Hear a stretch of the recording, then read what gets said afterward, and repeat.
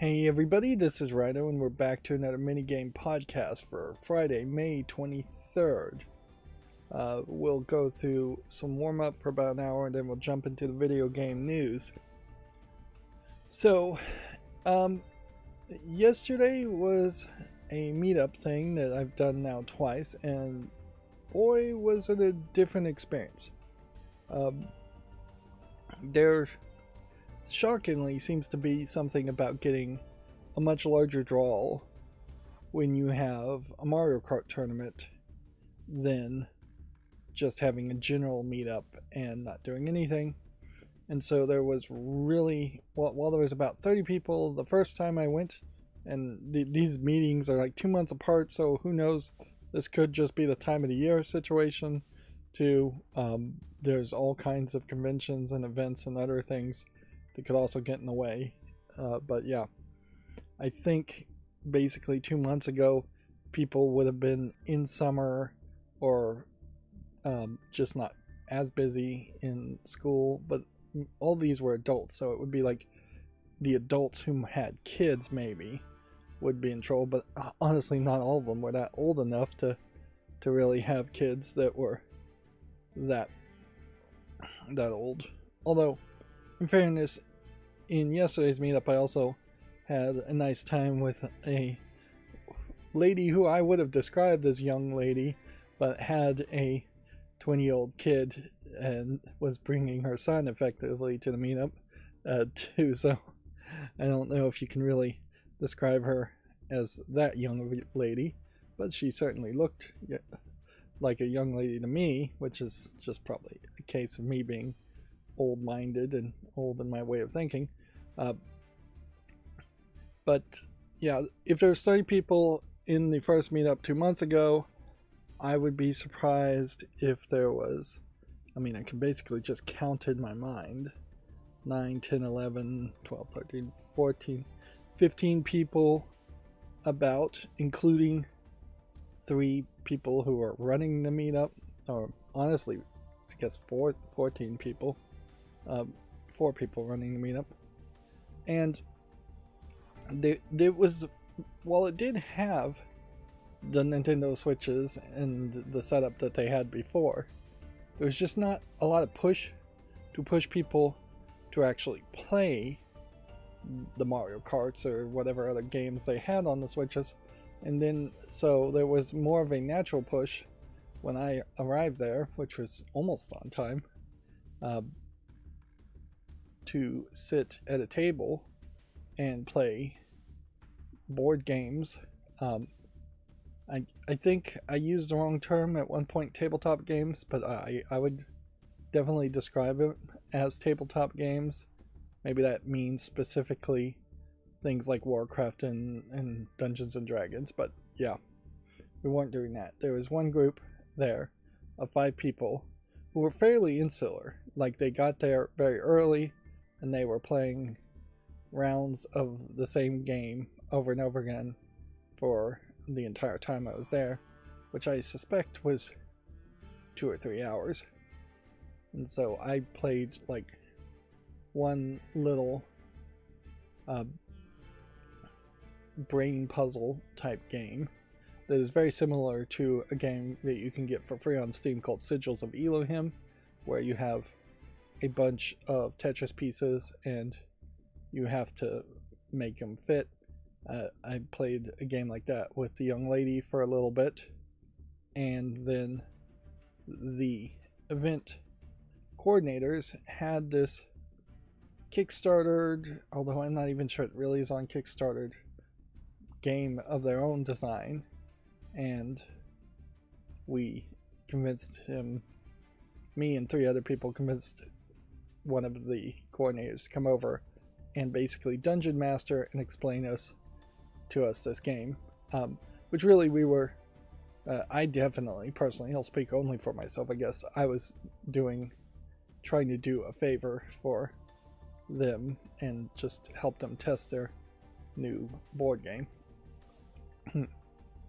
So, let me start off by saying that is very whiplash inducing. Not to the point where I'd say nah, I'm not going to come again. It's just after a 2-month pause between each event, it's hard to have too much enthusiasm around these events, but I'll probably still go as long as I'm still welcome, which who knows.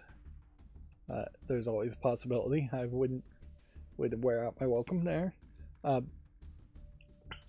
But I am definitely not putting much in the field of hopes and dreams and it being too much of anything, just because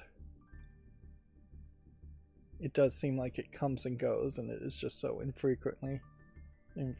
And yes, I know when you run these kinds of events and you are going to just have a decent amount of burnout, and it may very well just boil down to a couple of clicks or one in-group and anybody new, which it did seem like there was a decent number of new people. In fact, I would say, if I was to guess, all the new people were playing with me, so that group of 4, and all the old people who very possibly were playing the other board game, and they never, and not that they really have to, or I'm not even sure how the game would have worked if they tried to invite anybody, but they never like swapped out or anything like that. And again, weirdly, if I was coordinating something like that, I would think you almost would have to do a speed dating thing where you ask people to shuffle around or invite new players. You really, the coordinators, which are really sacrificing their time a lot there, are going to have to work very hard to move people around and get people talking. Or people are just going to fall into their group of friends. Which, weirdly, I think at that bar they already have tabletop games that you can play at any point anyways, so if you had a group of friends you could probably go and play the tabletop games just fine, but obviously the bar is not going to have the Nintendo Switches and all of that set up. But yeah, there's still, I think, growing, and it's still a lot of room to grow as far as the coordinators. They just don't really have a PA system. They don't make announcements. They don't have an email list. It definitely feels like they lost a lot of people from the event 2 months ago who definitely should have been heavily encouraged to come back for this event. And yeah, it probably is a case that you are going to lose a decent number of people, maybe 30% of your established group, but you're going to get new people too. So there's a real hope there that you would have some kind of mailing list or Discord or whatever. Like, I'm all into Discord right now, so I'm thinking that may very well be the future of how to communicate people, but it may also very well be that you just need to have everybody on an email list in the good old-fashioned way of doing things. So yeah, it's kind of fine. It's not really talking about video games much when you're playing tabletop games at all, so it is just kind of an event to try to meet people and make friends that have somewhat similar interest, and in this case not really my interest at all, and that I am not really interested in playing tabletop games, but I'm willing to try. And I think about it and I imagine, of the 6 or 7 times I've played a tabletop game, a board game, or anything, I probably have been playing with adults, as at least a couple adults jumping in and making it a full group who were uninterested in playing those tabletop games too.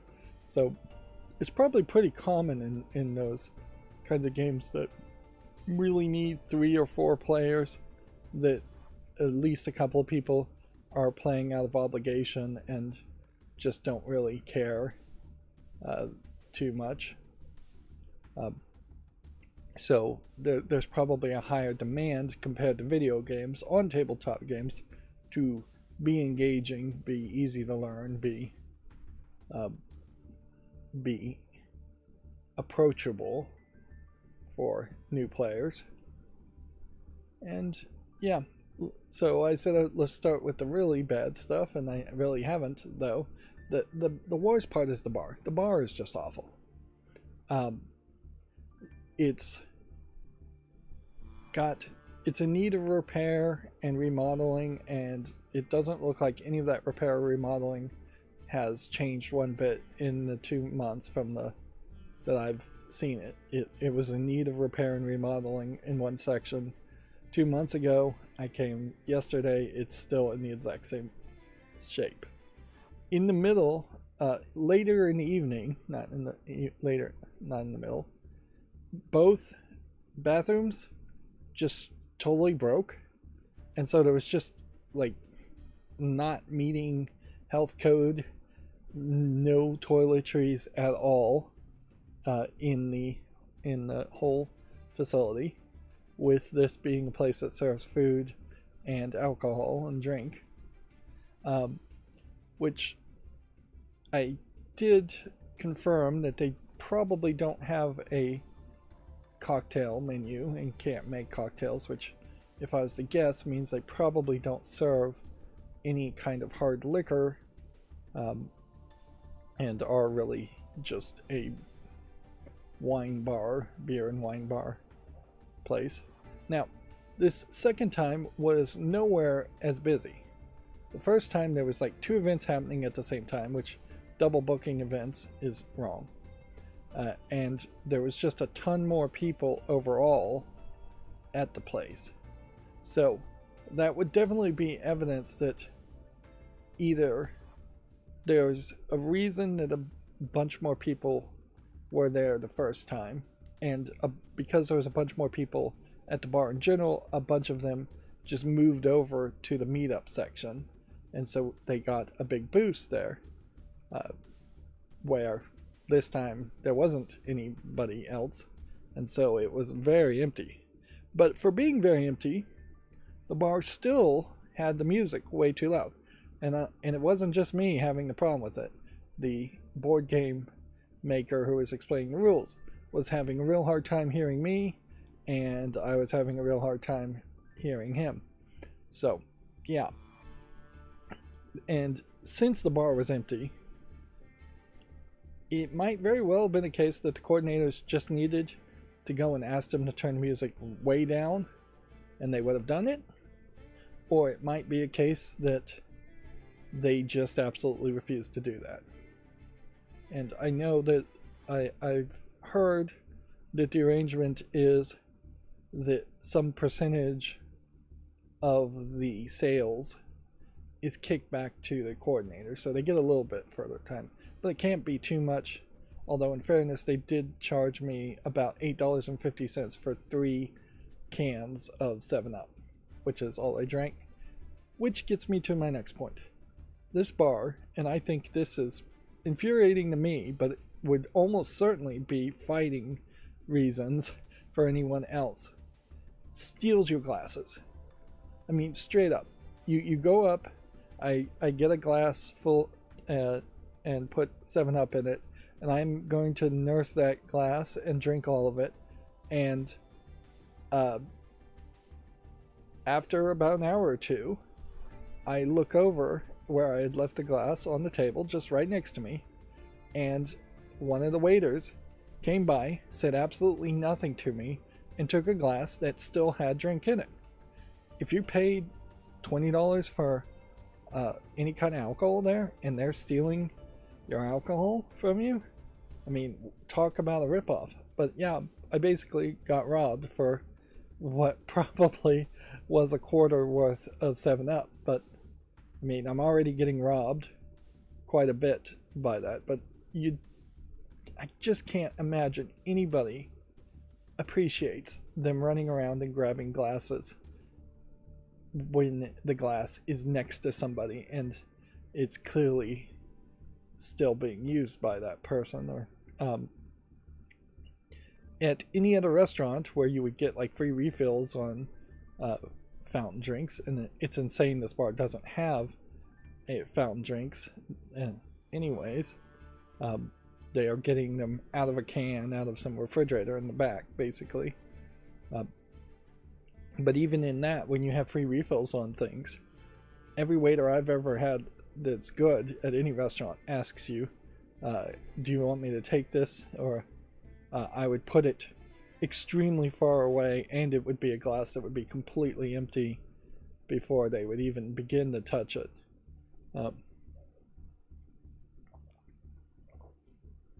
So yeah, they're a bar that effectively does nothing as far as going, has no reason to even come in front of the bar, and yet they're running around every now and then and grabbing and stealing drinks from people. So yeah, the bar is definitely the worst part, particularly after drinking 3 Sprites and then having the bathrooms be broken. I was in quite a state, and frankly left the party a little early just because of that situation. Now, I'm going to try to be incredibly generous and minimal in what I'm going to say next, in that I'm still definitely rooting for the people who made their own little board game there, but I personally didn't really get it. Didn't really find anything amazing or good on it. Again, I've only played like 6 board games. I've certainly covered video game versions of board games, but even when I do that, I generally am not too enthusiastic about the board games. One thing that's interesting is that the board game had what I thought was good, but perhaps a little generic visuals in it, other than the logo. And they said it was a print-on-demand service. So I want to look into it at some point if I ever have a ton of free time. Not that this doesn't really matter, so I don't have to really look into it. But I wonder if there are board games, although this isn't actually a board game, it's more of a card game. It just has a bunch of cards and a bunch of other little pieces. But I wonder if the print-on-demand services, effectively, if there are some out there, that will license out pictures and images and print the cards in different orientations, so that they would have like a website where, yes, you're making your game, but you're not having to hire an artist to animate things. Maybe you pay a little bit for the logo to be made. I would suspect maybe you're not getting any kind of trademarks or copyrights in this print-on-demand thought. And frankly, services like this might be claiming that they own the copyright overall, and you may not really care about that, but you probably should. And so I wonder if there's a service like that. And I'm not going to make any accusations that that is what this board game was, but it definitely seems to evoke that thought in me. And it would be certainly an interesting offer. An offer that many would take if anybody wanted to make a board game. But in my small amount of watching other YouTubers who are smarter than me review board games, which I only do on rare occasions, there are some things and impressions and opinions that I've picked up on. Again, I'm no expert, and I'm not the target audience, so I really don't know. I really wanted to hear the opinion of the person sitting next to me, because he actually had played a lot of board games and Dungeons and Dragons, so he really would have been the expert, and he just took off and didn't say anything, because I really was hoping to turn to him and say, what do you think, and get his opinion there. But I'm not even sure that the other 3 people playing with me really knew that we were that my intention there was to play the role of beta tester and try and get as much feedback to them as possible, although I'm not sure how much feedback they really need, or with the print on demand and with it being so close to being released. So from my general opinions, it felt like there was a lot of rules. It was, I think, probably close to 17 minutes of setup and rules before we even started, all of it being explained to all four of us, and that was with someone who actually made the game, not us trying to follow instructions. And just a lot of things there, in that there are cards that are card size, there are cards that are tarot card size, thus bigger, there are cards that are like event cards, there are cards that are item cards, there are cards that are decision cards. There was, let me just guess here, 1 2 3 4 5 6 7. It felt like there was about 7 roughly different types of cards in the game, with 2 different sizes, and yeah, then there was a little cardboard standee that felt to me like it was just unnecessary to even be in the game, that was just there to act as a token piece to say whose turn it was. And then a lot of rules, a lot of special events. It very complicated is what it came off to me. Like the people that made it had been thinking about it for a very long time, and very well may be experts at games, and this may be exactly the kind of game that expert board game players are all into. It may very well be like the Sudokus that I sometimes do on YouTube, or watching Cracking the Cryptic on YouTube, in that those Sudokus are just like professional level, super difficult. 50 people out of the entire planet have solved them, and that is the audience. And the success there is that nobody is really interested in a simple Sudoku that doesn't have any extra rules or extra complications to it. That people are only interested in crazy, complicated things. I feel like the board game had no randomness in it at all, other than the players, the humans themselves. It didn't have a dice or anything like that that could add any randomness. There was shuffling of cards, so certainly I guess there was a level of randomness there, as that sometimes you would shuffle and pick cards, but it was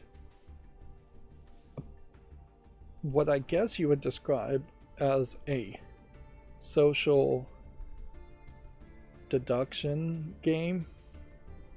I guess the first thing the creator said is, have you played a game called Resistance? And we all said no, which inherently your sales pitch, your elevator pitch, probably shouldn't have to start with, have you played this other game? Instead, break down what the other game is, so everybody will just know.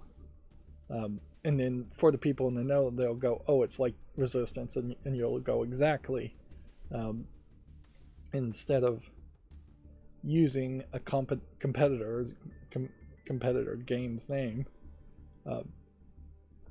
So yeah, I don't know what parts were like Resistance or not, but to quickly wrap it up, we went through maybe 1 or 2 rounds. The social deduction game basically has one character at least be the bad guy. I got randomly assigned to be the bad guy, and I got sniffed out immediately as being the bad guy. And so they, within the first round, voted to kill me off as a character. And so then I sat out for like 3 or 4 of the remaining 5 rounds. 5, maybe 6 rounds. So I played like the very first round, sat out for over half of the game with a couple of things I could do, but that was it, really. I was basically a tiebreaker, and that was it. And then I was brought back by a healer character once because apparently there were win conditions to get victory points, which I didn't even really understand that. By the time he had gotten to the instructions on that, I had started to tune out, which couldn't be 100% my fault. So yeah, the healer apparently needs all the characters to be alive to get one of her victory points, so the healer brought me back. And then in the exact next round, they killed me off again. There's basically no cost and nothing preventing that from happening. So then I was killed off in the next round, and then the healer brought me back at the very end, in the very last action, again to get her victory point. I don't think the healer inherently thought that I wasn't the bad guy, and basically had no way of defending myself, as the second I get accused, which maybe the guy saw the cards in my hand, because I wasn't really trying too hard to keep it secret, or maybe he just randomly guessed, but I was killed off twice and spent the vast majority of the game not actually doing anything. Which, to try to make the best of that, as I was being accused, I tried to move more into the role of role-playing and try and defend myself somehow and accuse other people and just try to have more of that kind of conversation, which I don't know if any of the other 3 players even knew that's what I was doing, or whether I was just being childish or petty, which it's a fine line there and easy to cross. But since I was the bad guy, I accused the person who tried to kill me off the second time of being the bad guy, and basically framing me to try and kill him off. Not that I think even killing him off would have actually helped me get any of my victory cases. I think because I was killed off the first time, if I hadn't been revived by the healer, I had 0 chance of winning any victory points at all. So yeah, there's a lot of rules, and it's really complicated, and I couldn't even begin to speak to the balance of it, because it's so complicated that I wouldn't even begin to guess if there was some possible balance issues, or if it could be balanced with all that different unique character classes for each person. One thing that the creator did, and I don't think he probably caught on to this, but maybe he did, is that he suggested an example at the beginning of throwing out cards in the first round to cause a failure scenario, and it subliminally primed each of the players who had no reason to be throwing out a failure card. And because I effectively had a double failure card that set me up for exposing myself more than I thought it would,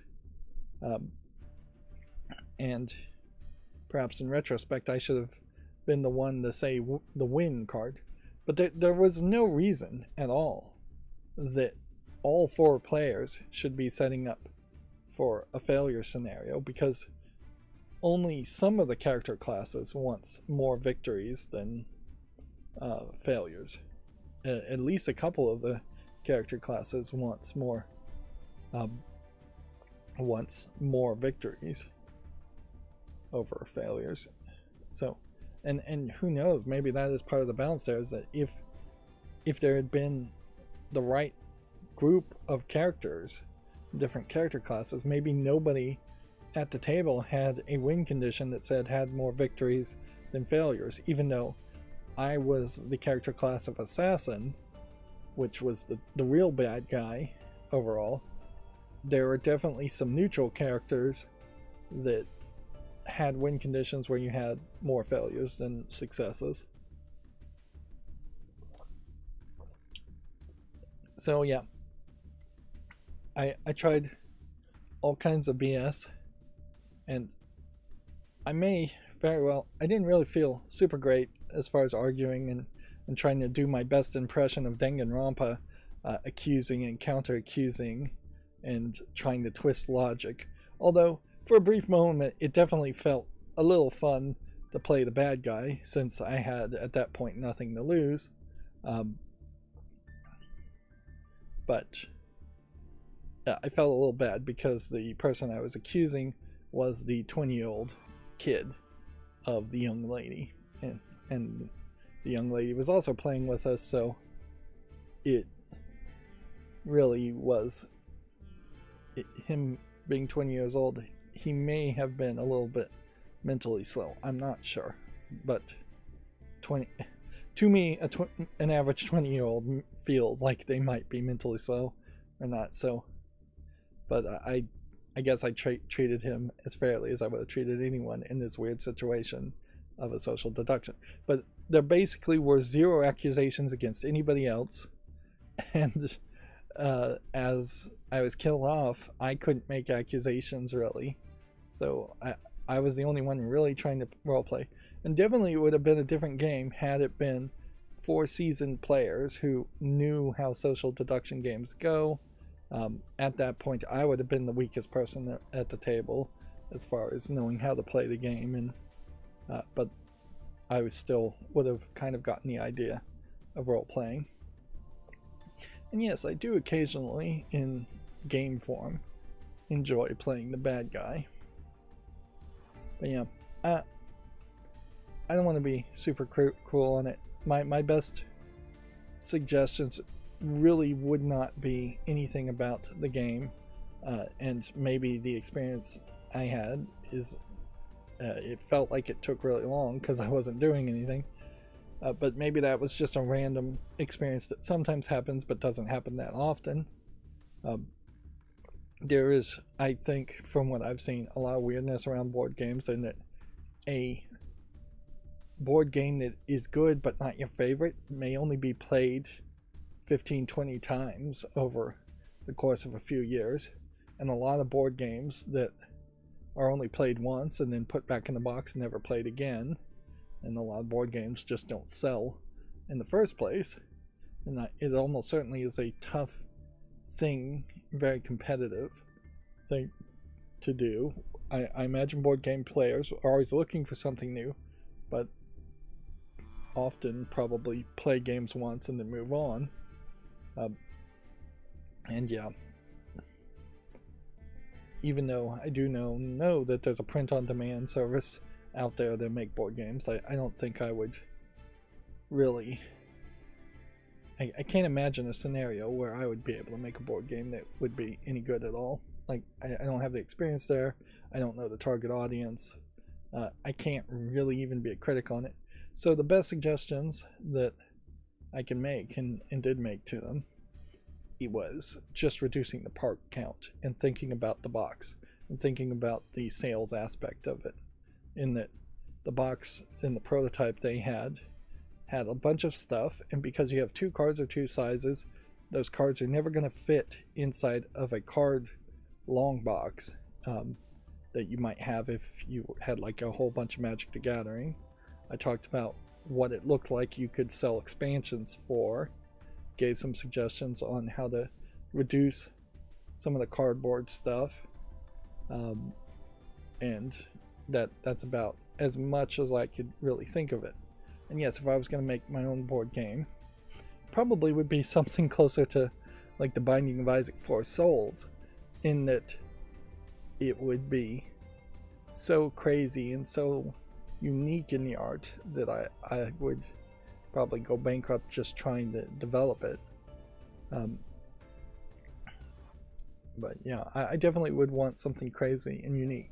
Probably I would go to Shift Up and say, hey, let me license all of the characters from Destiny Child, or let me license the characters from Stellar Blade. I'm not sure there's quite enough characters from Stellar Blade to make some kind of tabletop game from it, but that would be something I would think about. Or Nike, Goddess of Victory, plenty of characters in that too.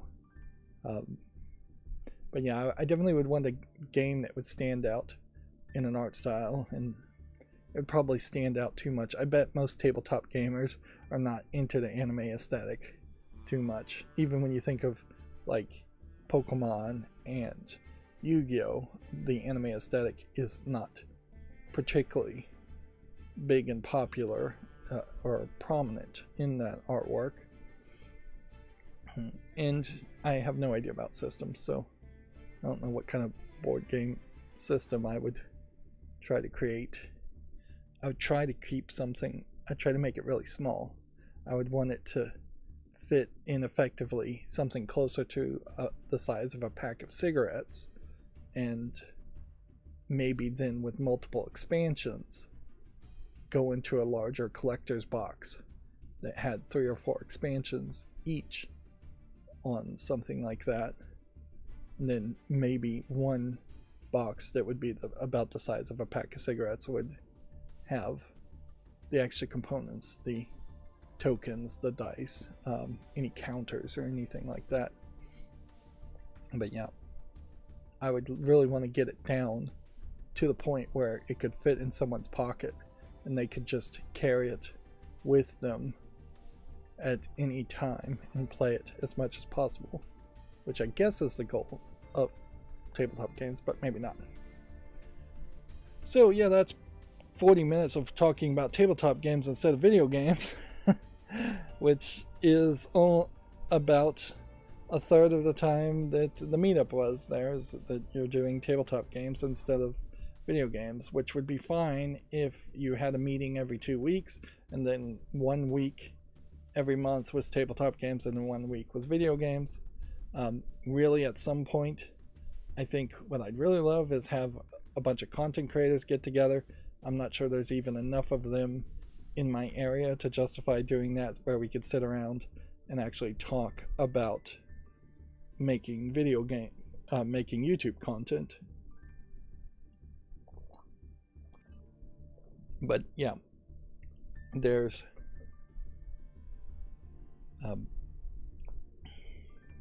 I would like something like that, but that probably would just be something more of a Discord with occasional conversations than a meetup per se. Even when YouTube does meetups amongst content creators, there are very few people that actually can attend. I probably will also try now to avoid playing any tabletop games for my channel for a while, just so I don't get to rambling too much. So Computext has also been happening, and there was one interesting thing I wanted to talk about, and I'm expanding my news sources not to include Yahoo Tech, but I'm watching some YouTube videos of Computex. Gigabyte announced a prototype, effectively, motherboard that would use this new standard of RAM called CUDIM, which is not super new, but it is flat and it connects to a connector that is very similar to what the CPU connects to. And this is actually not the motherboard that they are doing that with. This is a different motherboard, although it looks somewhat similar to it, because the CUDIM RAM on the motherboard I saw was going right here, where you can see more standard RAM slots, which I have no idea why there are even RAM slots here, because the RAM slots are usually here, and so I don't even know what this is under here. But yeah, CUDIM RAM is just built on a newer standard where the current RAM slots are like 20 years old as far as that connection standard, and have some major problems now at higher speeds and higher capacities and voltage, and so it's just an improvement all over. Just shy of 13,000 megatransfers per second, and they use liquid nitrogen to keep the memory as cold as possible for the attempt. Yeah, and so they were showing off a working they were showing off a working motherboard with that CUDIM RAM, and they were showing off some numbers that were very interesting. I believe it was Linus Tech Tips though that I saw the video covering it, and that was certainly way better visually than this article. This is not CUDIM RAM though at all. Let's see.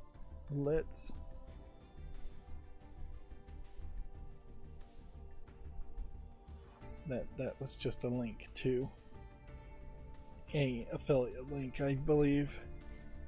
Let's see if I can find CUDIM RAM and show a picture of it. I should have done a little bit more research. I just opened this really early.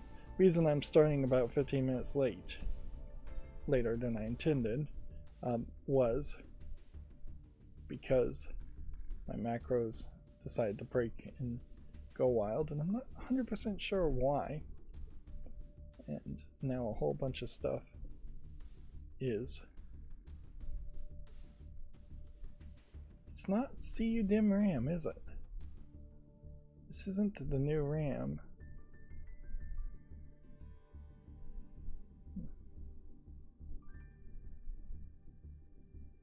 This isn't what I saw.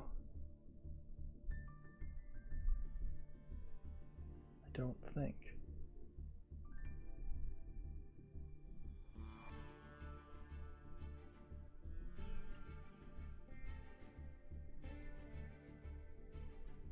I think this is what I saw. Yeah. So I guess CUDIM is a description. Let's see if we can get this picture bigger. And yeah, my internet's not working great. While we're waiting for this to load, I will say SteamOS is updated and is basically claiming now that you can experiment with installing it on other devices, although they are very still much focused on handheld and AMD only systems. Please, no NVIDIA stuff.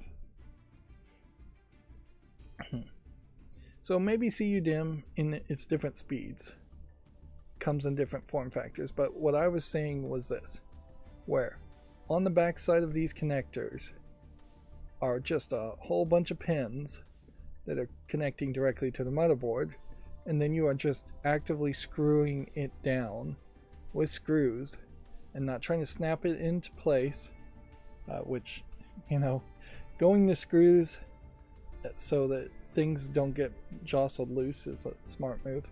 Oh, and by the way, I think I was talking about the idea of how power supplies probably should have current sensing and temperature sensing on the wires and should be able to warn you if a connection is loose. At Comtex, there is a power supply they were showing off that does have that feature. It is not inherently a whole new standard, but it is something that if the price is right, you might consider. You get a power supply that can just through some kind of USB internal interface send a signal to your computer if it senses that one of your power cords is loose or that there's a problem. And yeah, there's something else I suggested that they are also, well, no, I didn't suggest this one. They also have power supplies at Computex, and a lot of this, if not all of it, may be vaporware and never show up. But power supplies that have battery backups for your computer, giving you maybe about 16 minutes and a 500-watt power supply of battery backup. Apparently there's some major efficiency you can get because the power supply in the computer is already converting AC to DC. All of the battery equipment and all the battery backup functions then just have to focus on DC output, and they don't have to convert it back to AC like a battery backup would. And so that gains it some efficiency, plus apparently the batteries in this power supply that they're showing off is just way better than the lead acid batteries you would get in a battery backup.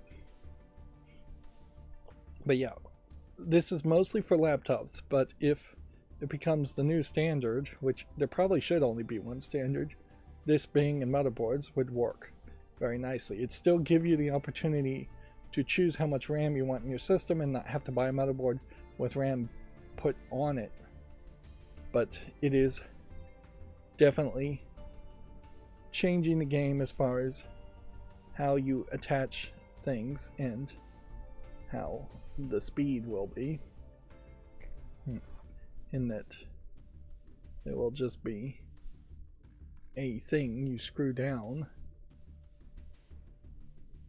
a square-like device that you screw down.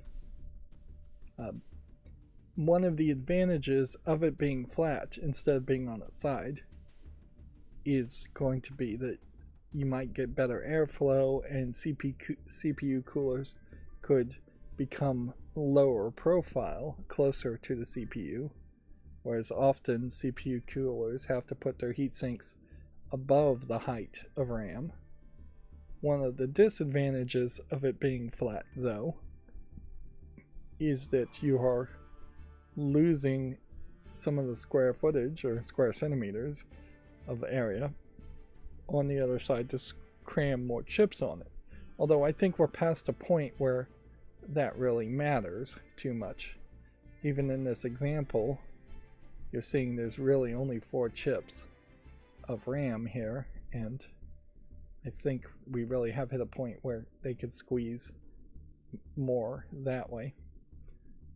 That disadvantage, however, also gets thrown out the window somewhat by the fact that because you're not using the backside for more chips of RAM, you are therefore making the connections much closer to each chip. So you see each of these squares could be a connection directly to the motherboard, whereas many of the connectors on these chips on a regular RAM stick might have to move around a lot more, or maybe not directly connect at all, and then there might have to be a chip in the middle that is doing some kind of error correction or memory management to access these other chips. So yeah. Now I do think there might be a danger that this is just going to be your standard situation with RAM, though, where this would be the equivalent of 2 sticks, and this would be the equivalent of having only 1 stick in your CPU. And I don't think they're ever going to get to a point where they encourage you just to snap something like this off and put another one in. So pretty much it's already the case that you should always buy in pairs, but the idea of replacing one single stick with something that would be the equivalent of 2 dual channel sticks might be very irritating for a few people who like to upgrade, but then that also solves a lot of problems of people mix and matching RAM and that causing a bunch of problems, or having a single stick of bad RAM and not really knowing what it is, or putting RAM in the wrong slots. So with a new form factor where you only screw this down and that's all you get, and that it is effectively just going to be like dual channel RAM, although it may actually be much higher in technicality from dual channel. But yeah, I don't think you're likely going to see any motherboards where you have a square that can screw down and then another square that can screw down, which might limit you, and these things right now are very expensive. But yeah, in the future, I question whether it won't just be one standard and you'll have enough RAM and it will be cheap enough for you to get what you want. These might be prototypes of what a single stick equivalent would look like.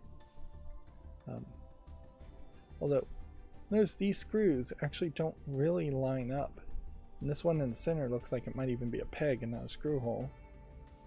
But yet you have a hole here, hole here, hole here, hole here, and here, whereas this one has holes completely different places in completely different spacing.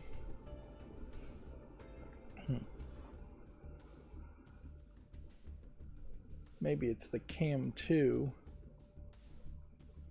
concept, but that's the RAM I saw, and that may very well be the future, which is a good future to go to, because plenty of people have broken parts of RAM or the connectors the RAM go into trying to plug in RAM and doing it slightly wrong. It's a terrible connector, really, and it's due for an update, certainly. Although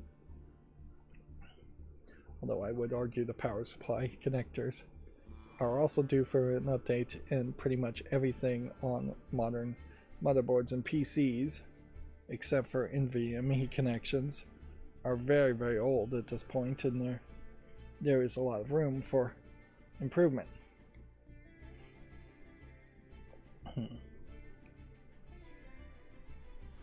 One of the things that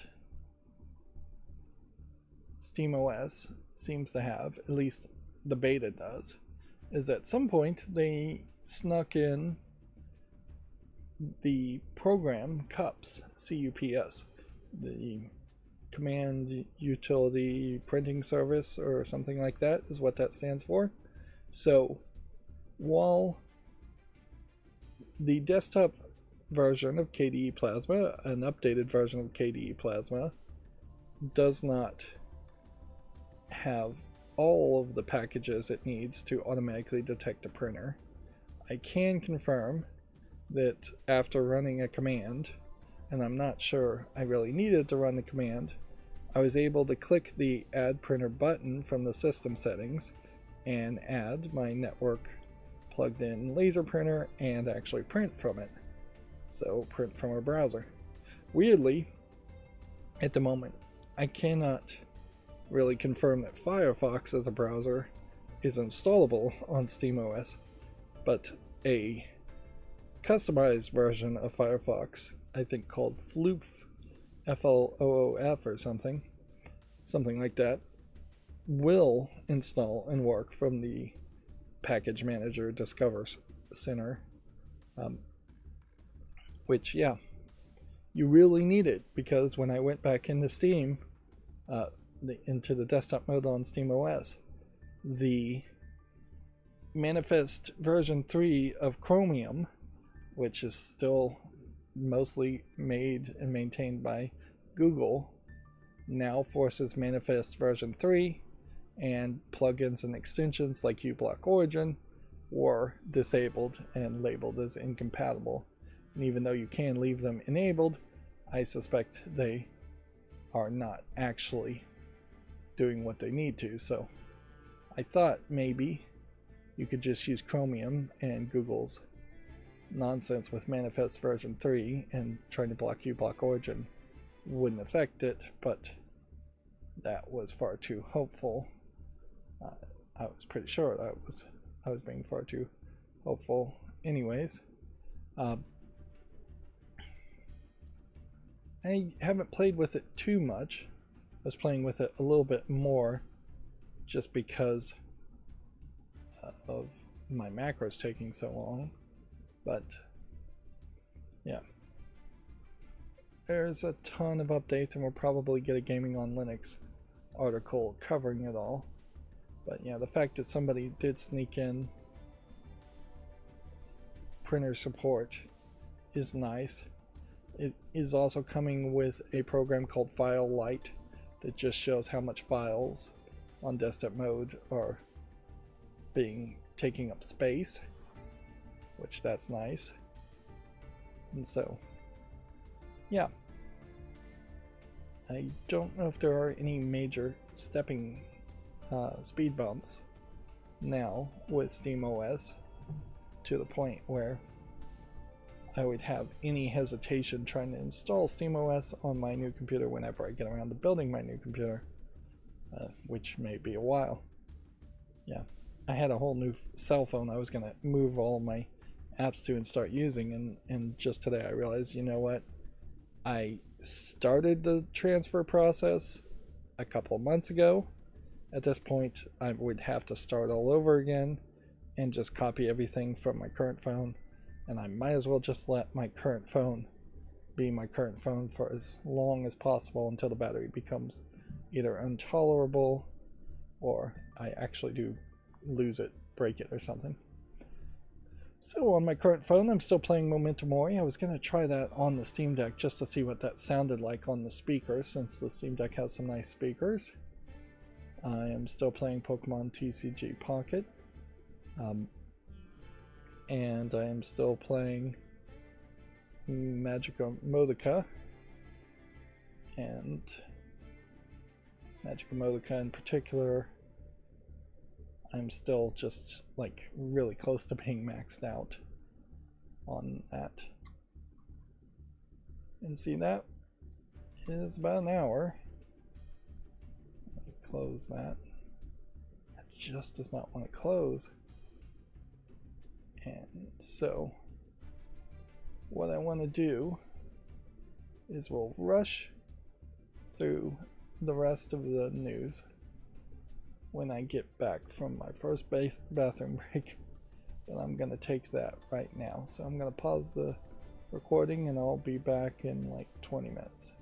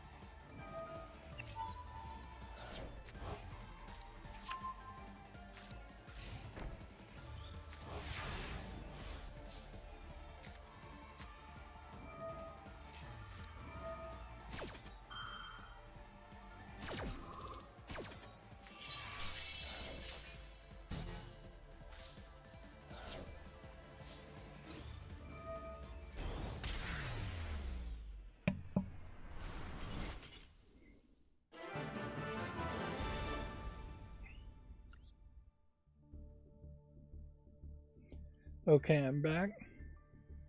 One of the unpleasant thought I had, in the break there is, with my house being such a mess right now, like, I could easily slip and fall and then just pathetically be stuck in the floor. Break your back, break your neck, something like that. It could be so many different things. And it's not like I would be able to shout for help, and certainly nobody would be able to hear me on the microphone because I'm mute the microphones. So yeah, but there was a Netflix movie, I think it was called Jared's Game or something game, that was based off a Stephen King, probably short story, maybe a novel, where a lady and the husband were about to do some light bondage and she gets handcuffed to the bed, and then the husband has a heart attack, and so the lady is just stuck on this bed and cannot free herself, and she just goes through this horrific scenario where she starts hallucinating, and you don't know if what she's seeing is real or what is going on while she is just trapped on this bed. Now, fortunately for the movie, she doesn't just starve to death or die, but it is certainly a scary thought. Although, I'm not sure the Netflix movie did it really any justice, because that is very much an internal, probably a little bit more feminine style of story to tell, whereas most movies, you're expecting a lot more visual and action, not to have a story where you're spending almost all of your time in the same room, trapped in your own mind. So yeah, that was one of the thoughts I had in the break there. Not really related to that. That is, I guess, part of my personality that makes me a good critic, is that there is just an eye towards the darker side of life, the negative. Certainly, I think a lot of people try to be critics, particularly video game critics. They would call themselves that, and they just don't have any kind of negativity that they could say or would be willing to say on anything. Which, to that aspect, as I'm continuously growing and working on my Discord, which very possibly will just be 100% post by me and no one else, I did put out a first draft of a standard disclaimer whenever I contact anybody and talk to them, because in particular, as somebody who's giving advice or criticism, mostly in the case that people are not asking for advice or criticism, and so I tend to give it out once to people, and then I'm trying really hard to not really contact the person again unless they show genuine interest or wants for more feedback. And I try my very best to not be critical and be a lot more about giving advice, but even giving advice gets read as criticism by a lot of artists. Artists are a soft bunch of people, effectively, who can easily have their feelings hurt.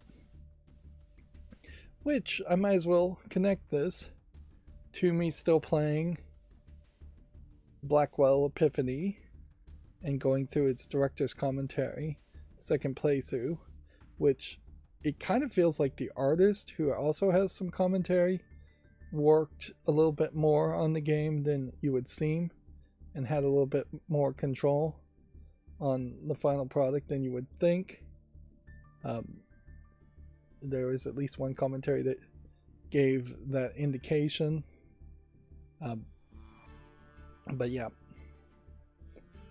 I'm really in a very bad place as a video game critic with that playthrough, because I am very uninterested in what happened. I don't think what actually happens in the game makes enough sense. A lot of stuff is just not spelled out well enough for me to understand it, and it just feels like there's a lot of plotting mistakes, loopholes, things like that, plot holes.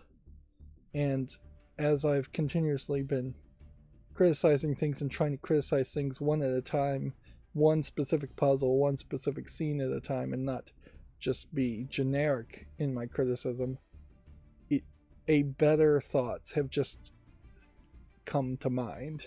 So effectively, I've made suggestions where this is how I would do it, and because they're my ideas, they feel better than what was actually done. A small example of that is that I spent like 10 minutes thinking about this and doing a little bit of research. There was a commentary about the creative process. We were in front of a bar called Vanity, Vanitti, or maybe 1T, doesn't really matter. And the commentary from Dave Gilbert, the creator of the game series at least, says, "Here's my creative process on the name of this bar. I was sitting in a coffee shop, I looked out the window, and I saw a van. And that's my creative process," which is insane to even admit. But it is very much in line with what I kind of think of Dave Gilbert, as he seems to very much have a stream of consciousness style of creating his games, and can often be very vapid and free form in his decisions, and there just isn't a lot of thought or planning or consideration to it in what he does very often. Apparently COVID-19 was an actual game that was released. That's crazy Steam would allow a game just called COVID-19, but whatever. So then I spent about 20 minutes thinking, what would I name this bar? Just as a contrast, off the top of my head, in front of an audience. And there is a important organization in the Blackwell organization called the Grace Group. This really isn't spoiling too much. And so you have a group called the Grace Group. And so from that, I was thinking we should probably have a red herring where the name of the bar means the opposite of grace. Well, I don't inherently know what the opposite of grace would be, what word that would be, off the top of my head. So I spend about 5 minutes pulling out my cell phone, Googling it, and I type in the opposite of grace. Second link takes me to a list of words. I go down the list of words. There's about 3 different definitions of grace. In this case, the definition I was looking for is more of a biblical grace, in that the people have been blessed, not a grace as in you move smoothly or you act with manners, something like that. So I go down the list, and yeah, after a couple minutes I find the word disgrace, which should have probably come to my head immediately, but certainly as you're just thinking things, particularly for me, who's not good at remembering vocabulary words, it did not come to my head immediately. So yeah, I found disgrace by spending maybe 5 minutes just going through a thesaurus, looking for antonyms, words that mean the opposite of the word grace.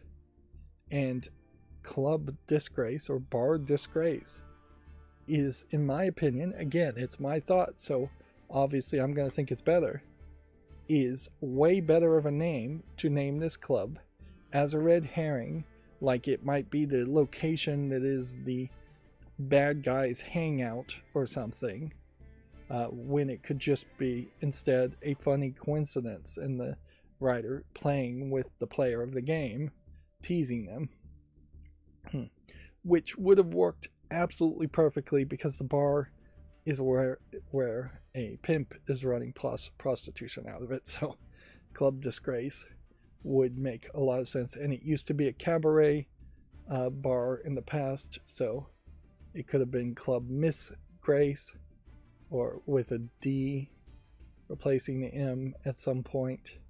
And you could definitely write plot and dialogue that says it used to be called Miss Grace's Club, and then we decided to make it more edgy in the 90s and changed it to Club Disgrace.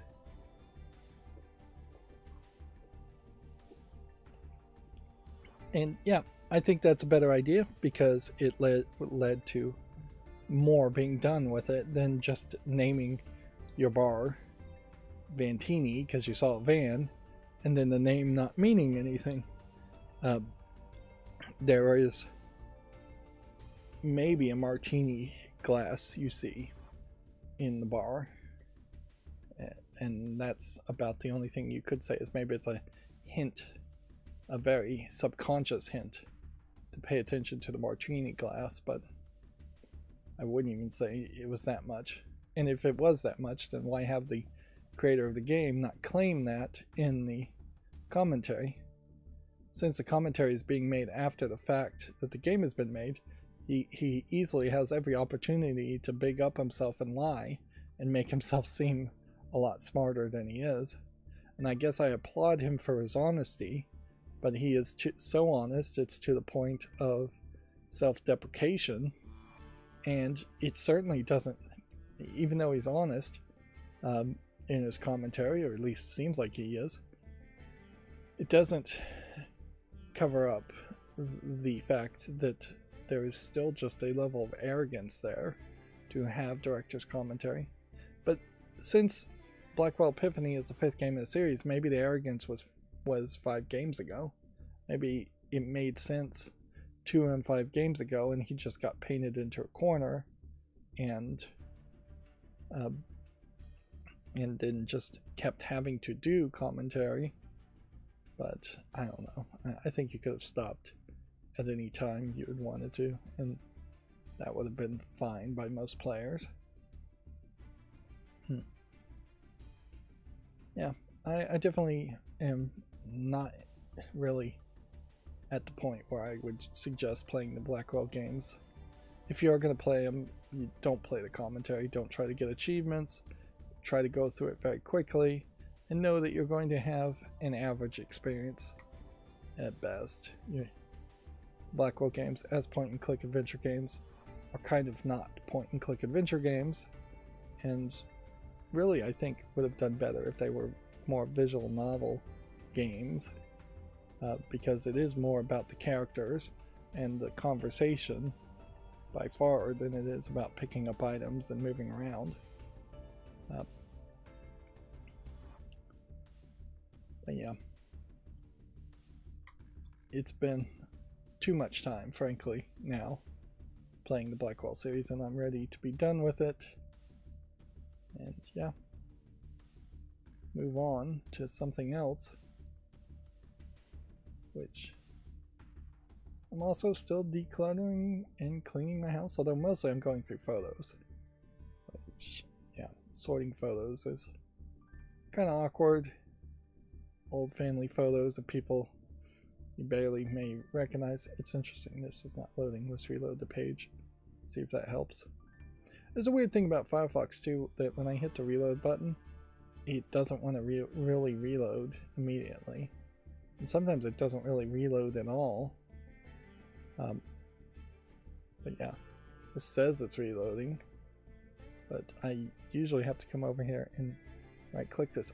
I just have no idea why this is running so poorly, other than I know the RAM is not overclocked.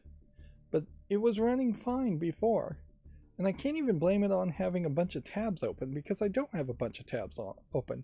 I've been running my macro to close tabs and save everything I need to make YouTube shorts later. which, yes, my channel should be back to pushing out YouTube Shorts, although I'm not sure any of them are really going to be advertised by YouTube app by itself, which is probably fine by me, but certainly you can see it from following the notifications. And I only got one thing to load. Interesting. What if we were... I'm not even going to worry about this. I'm just going to move on. Yeah, the notifications via my Discord are still really the only place you would likely get notifications, or through my RSS feed in the description. That's going to be even faster if you wanted notifications for everything that's coming out on my channel. But most people, I bet, don't even really want that. I've also, on my Discord, got specifically video game sales, and the only thing there is that the way I've got it set up has this enforced 20-minute delay.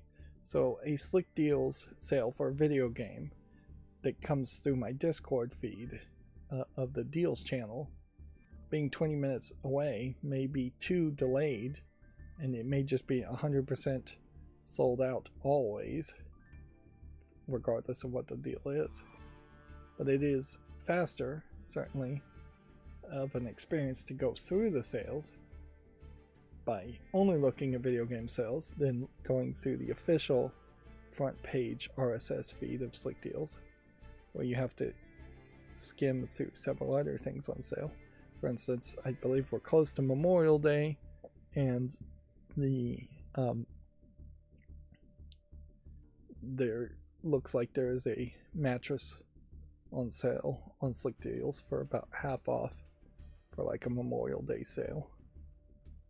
Which, okay, if you're in the market for a mattress, that could be a good deal. Who knows what the quality of mattresses really are, but all of a sudden you run into some real situations there. The foam mattresses and the way they're made are still chemically very hazardous, so I just don't think even a somewhat simplistic process of making foam for a mattress could be brought into the United States to avoid tariffs.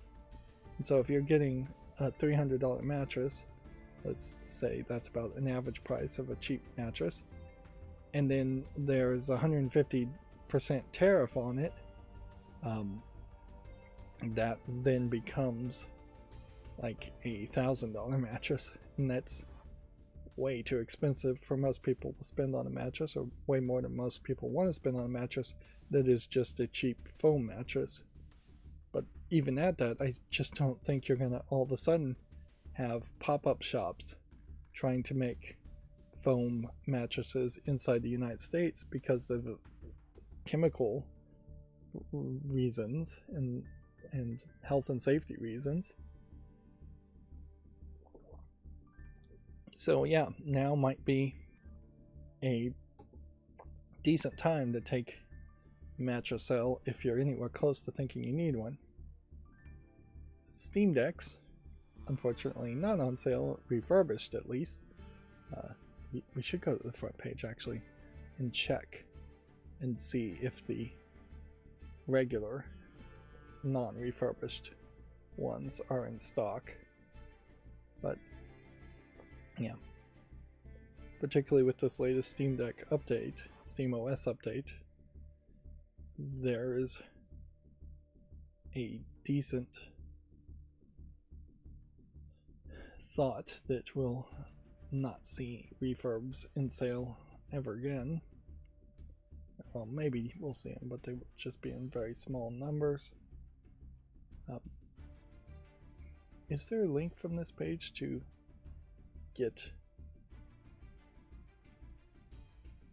go back to the non-refurbed?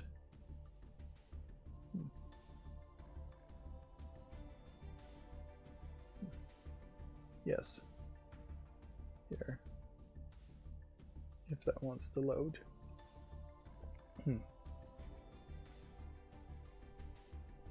I was trying to get my Steam Deck to go to the preview channel.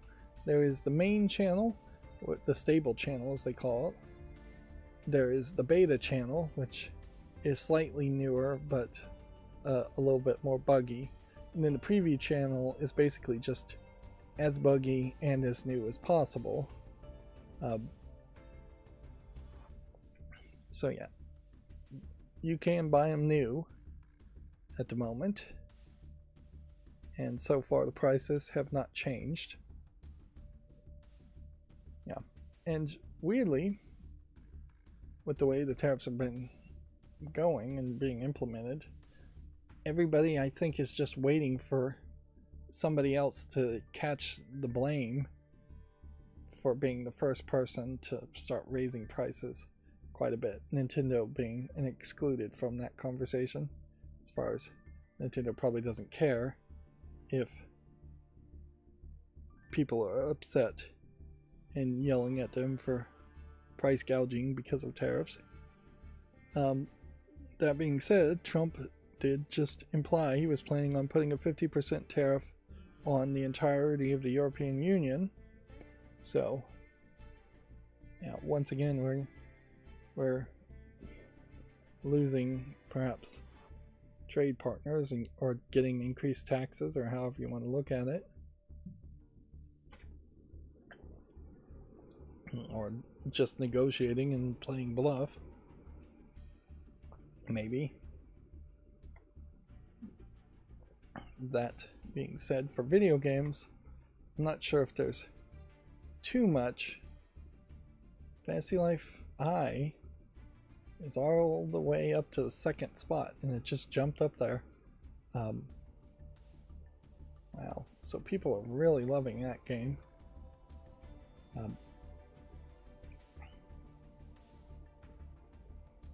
Apparently.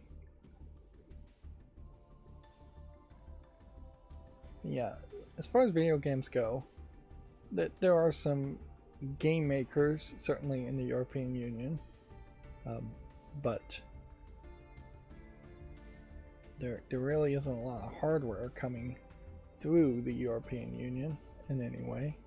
I don't think there's any real components. Now, there is one thing in the European Union, I believe.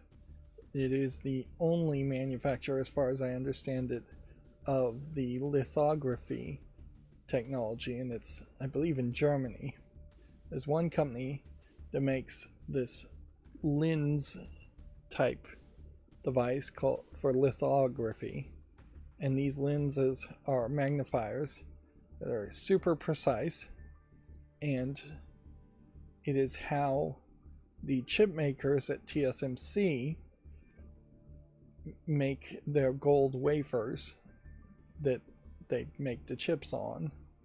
So if that was all of a sudden tariffed, although it really wouldn't be tariffed too much, it would just stop or make it more expensive to build a chip manufacturing plant inside the United States. It wouldn't affect the rest of the world really too much. So yeah, video game wise, I think most people will be minorly affected by any trade wars with the European Union and the United States. Every other category might be affected way more. Okay. You can see even my interstitials here seem to have gotten out of order. And I don't know what's triggering this, that all of a sudden it gets out of order. And it kind of feels like it would be in the right order for a little bit of time, and then it starts to just get wild. So Video Games Chronicle news is what we normally would be looking at, and instead we're just going to have it all mixed together. Oh, and I probably should mention, I probably have a couple of things I've still not mentioned. I was able to get into my follow list for a brief second, and maybe that's why my computer is running really slow right now, but probably not. But I was able to get into my follow list, and from that follow list, I was able to see that it's showing me that I had followed only 2,000 games.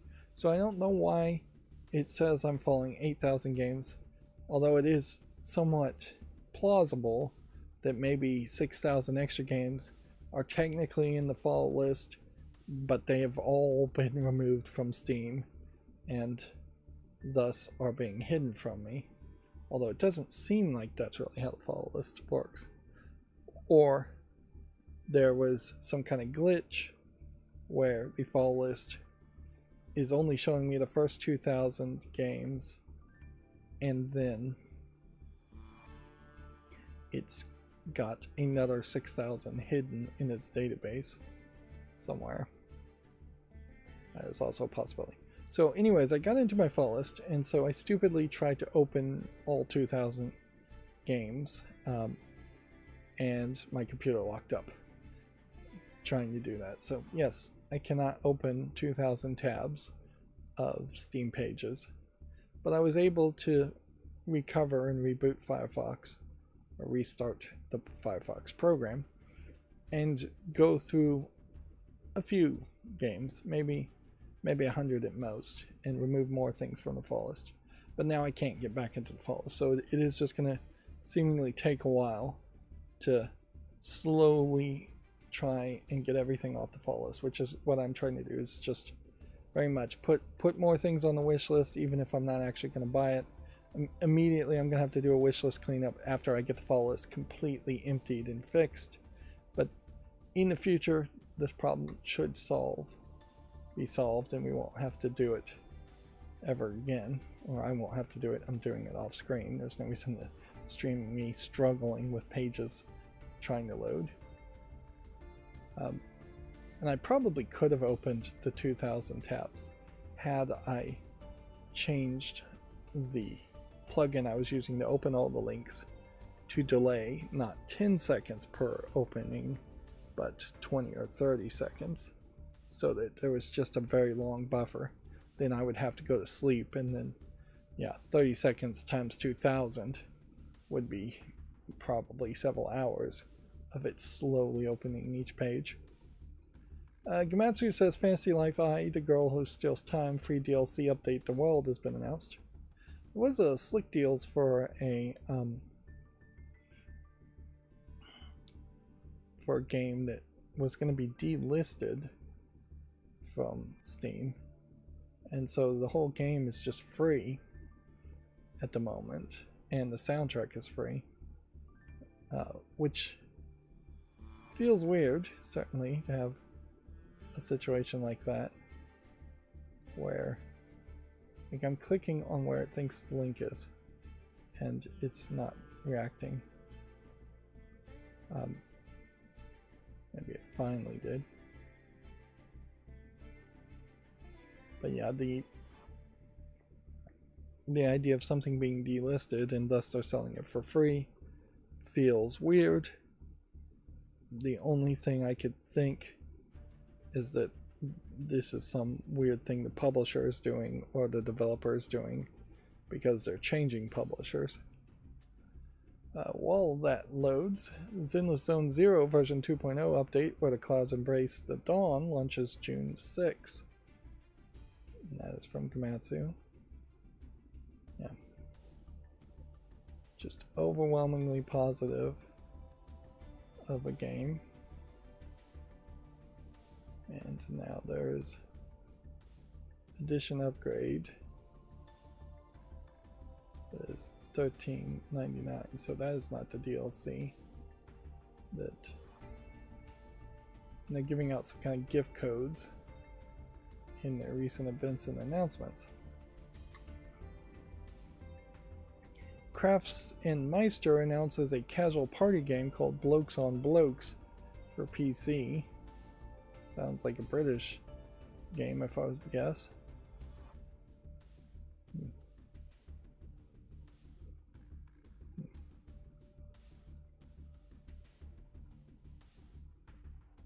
Yeah.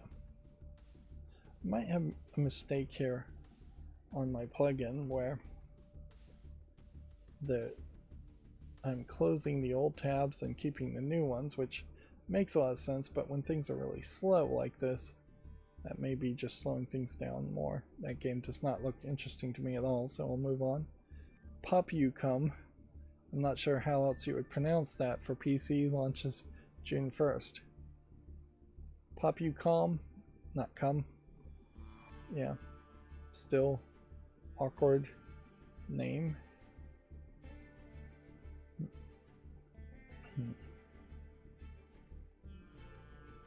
Yeah. So I guess I have to assume that while this loads, I'll make some assumptions that the Video Games Chronicle step, the very first step, is what failed. Right, here's another thing that's on my wish list that I can now move away from my wish list. Basically, I'm trying to get everything to be just checkboxed, and then I'm going to eventually just have to open up every single thing that has like May in its name as far as being a local storage cookie, and do a monthly cleanup that way. And I might very well make a macro, make yet another macro that will then become yet another baby that has to be fed and maintained all the time, that will do a monthly cleanup. And see, this interstitial for Gaming on Linux is somewhat accurate, but then Gaming on Linux still feels like it's not opening the right amount of articles. I also believe it might be the case that I have not been looking at all of the new games that have been coming out on Steam, and that I've actually only been looking at the first 100 games, which is not my intention and would be very unfair and would just cause problems in the long run. So I'm gonna try to make sure that never happens. But yeah, Gaming on Linux says Star Vaders is a deck building meets grid-based tactics game and is basically perfect. Yeah. A lot of video games effectively could be board games, but they have that extra audio, that extra flash, and thus they are competing on a very different level. And that's what's always weird about some of the Asmodee digital games that are just digital versions of board games, in that there often is not that much polish. You don't get any extra animations or visuals from Asmodee digital or music, things you might expect. Fanatical's latest Capcom Legends bundle has some good picks for cheap, which, yeah. Right now I'm too busy still just trying to settle in buying real world stuff to start thinking about buying video games. Plus, I haven't played anywhere enough video games that I would need to buy new video games. First link on that was Devil May Cry, so here we can see Devil May Cry 5 being highlighted and overwhelmingly positive. So I guess if I was going to buy that through Fanatical, that might be a deal. It's been a while though, like 2019, 6 years since this came out, and I don't really expect we're going to see a Devil May Cry 6 anytime soon. We haven't heard any announcements or indication that something like that might happen. And in the era right now of better graphics over everything else, I'm not sure a Devil May Cry 6 would even make sense. It wouldn't inherently, I think, have the ability to have much drastically better graphics without compromising on the speed of play in a Devil May Cry game and the number of enemies in a Devil May Cry game. Let's see, Dune Awakening is going to have BattleEye enabled for Linux, SteamOS, and Steam Deck. I assume BattleEye is an anti-cheat, which that kind of news, it might be very good, because it might be one more example people can push to say, hey, you can have anti-cheat and still put your game on Linux. So quit using that as an excuse to not port your game to Linux. Although the better excuse to not port your game to get Linux is still there just isn't that many people playing on it. One of the things about the announcement for the latest version of SteamOS is that they're starting to publicly announce that they're going to try and work with some OEM manufacturers, probably still focused on handhelds, to get SteamOS on more handheld devices or computers. But maybe by this time next year we will have full-on desktop PCs that also have SteamOS on them. I could see a lot of computers on the show floor at a place like Computex just having SteamOS on them, just because that will make it more interesting to show things off, and it would mean that they actually wouldn't have to license Windows. Apparently Warhammer 40k Mechanicus 2 gets its first trailer, and you can get a free copy of Gladius. Okay. Is there a link to the Gladius part there? Or how do you get the free copy?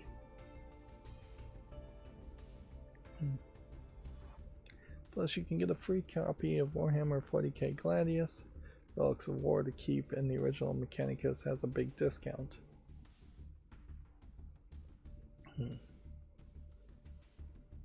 See, I don't know why these links aren't open.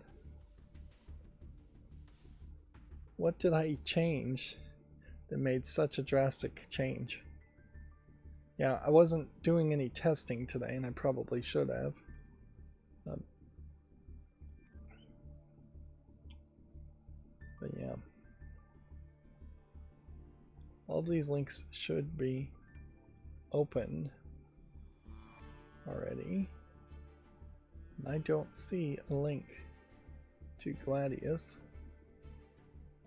anywhere on Mechanicus's page, and it doesn't have an announced release date, so it's yet another thing I can take off the follow list. Here's all the games you can claim for Steam Deck and Linux for the Prime Gaming as of May 23rd. Here, awkwardly try and scroll down this list, and I'm just in dire straits where even my mouse scrolling does not really want to run well. And I did check to see if somehow something was taking up all my RAM, and it's not that. So I have no idea what's really going on right now. Multiple Warhammer games entered the Good Old Games preservation program, and some games are now exclusive to Good Old Games. These apparently are co-published by Good Old Games, so they say you will not find them anywhere else, which kind of sucks that now a precedent has been set that there will just be these Good Old Games exclusives for games, and not just Good Old Games versions, but Good Old Games, or games in general that are exclusive to Good Old Games. It's not the end of the world for me, because I'm pretty sure all these Warhammer 40k games are mid quality at best, but if you're a Warhammer 40k fan and you did like these old games, you're now forced to use Good Old Games, which is something most people want to try to avoid, splitting their game libraries between multiple stores. Let's see. Warhammer 40k Space Marine and Warhammer 40k Dawn of War are getting remasters also, so clearly there was a Warhammer announcement presentation that happened. I don't have a major amount of confidence, though, that any of these games would be any better, even remastered.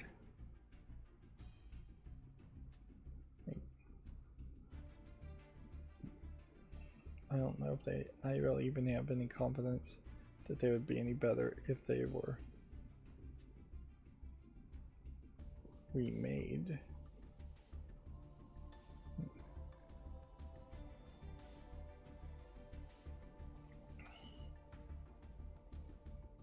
Let's see, Splitgate 2 gets a beta on Steam and it works now on the Steam Deck, but no other, but not work. It doesn't work on other Linux systems for now.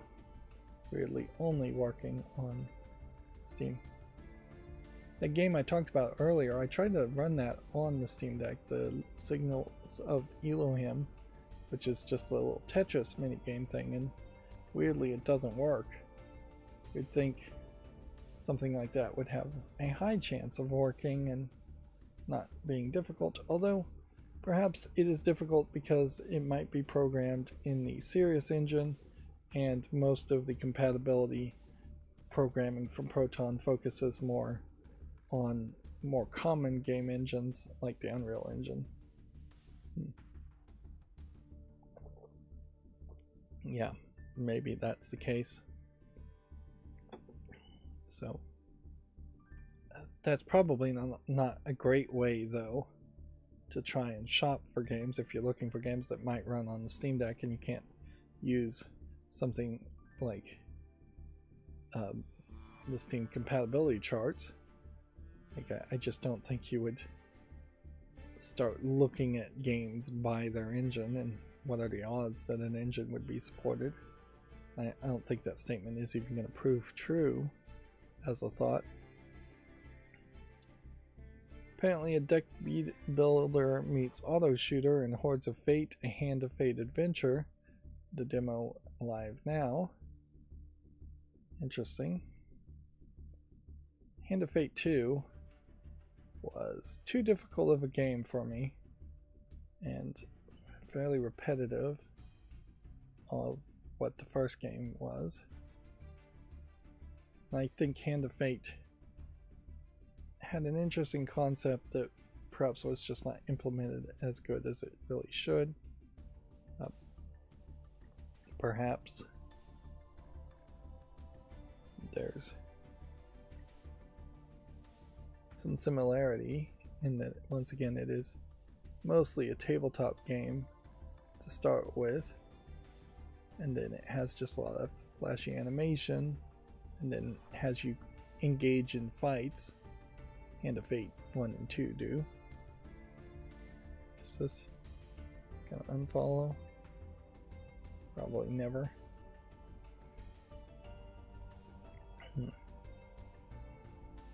So I almost wonder if this is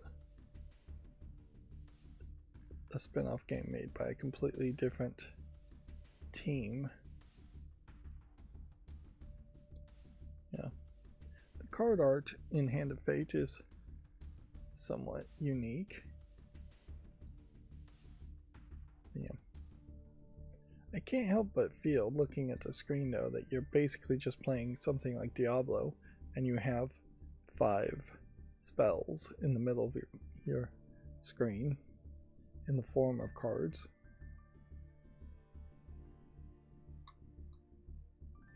Let's see. Drop Ducky, or Duchy, is the inevitable mixture of Tetris with deck building and combat. Which I guess deck building at this point is getting a little too hot. I'm seeing a little too many games with deck building elements, and yeah, that looks a little bit weird. Like, that's gonna start becoming redundant. Too many deck builders out there. The MSI Claw handheld looks like it may be getting better Linux support A new draft patch series for the Linux kernel has been submitted, which should hopefully bring up extended support for the MSI Claw handheld. I don't think I really would suggest much about the MSI Claw. I haven't heard people talking about it. One of the devices that I saw, though, had like touchpads that were fairly low down here in its form factor. Obviously it wasn't the MSI Claw, and when I started to think about it, that probably would kill your fingers. You would have to be able to have grips that moved your thumb way lower to touch the touchpads. It's just not likely to be a natural thing.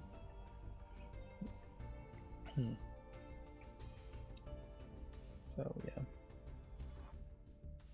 run into the danger of something like a Nintendo Switch controller where the buttons are just too linear, too close together. The controllers are just too small.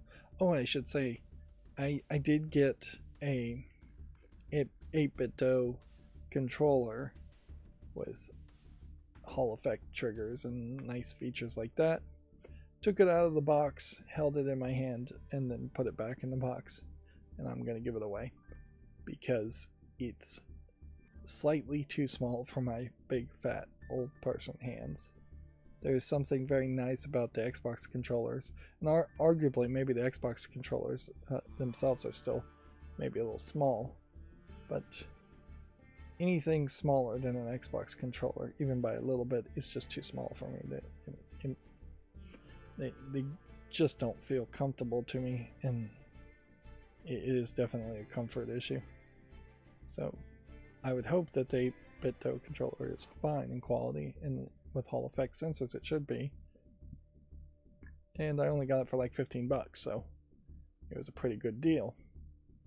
But now I am effectively just going to give it away, so not very much of a deal. And I guess that's the problem with buying controllers in general, is that if you don't have one in your hand, you're not going to really have a good sense of what it feels like. You may get measurements that might help you know the size, but the actual feel in hand, based on the materials and the curves, is still something that would really require you to hold on to it.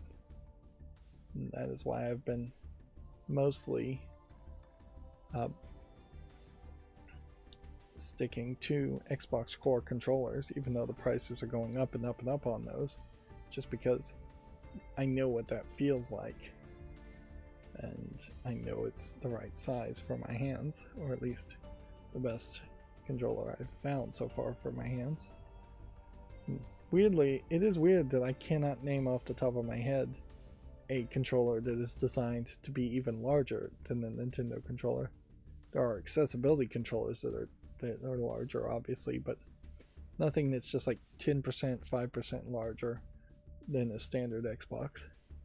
Although, if you did need it larger like that, and it was only 5%, you could probably just get a really thick wrap and like shell to go over an Xbox controller to make it slightly bigger. Gaming on Linux says the 8-bit Ultimate 2 wireless controller is a top premium feeling controller. Coincidentally, I was just talking about 8-bit. And yeah, unless I'm subconsciously somehow reading the title from the tab headlines, that just, I think, randomly happens. And honestly, I don't think I could even be subconsciously reading the titles from the headlines, because the only word that's visible right now is the THE, and then it's too squished to show anything else. But yeah, it's easy to overlook that it is slightly smaller, these 8-bit controllers, but yeah, I think the one I got definitely is smaller. Definitely felt smaller.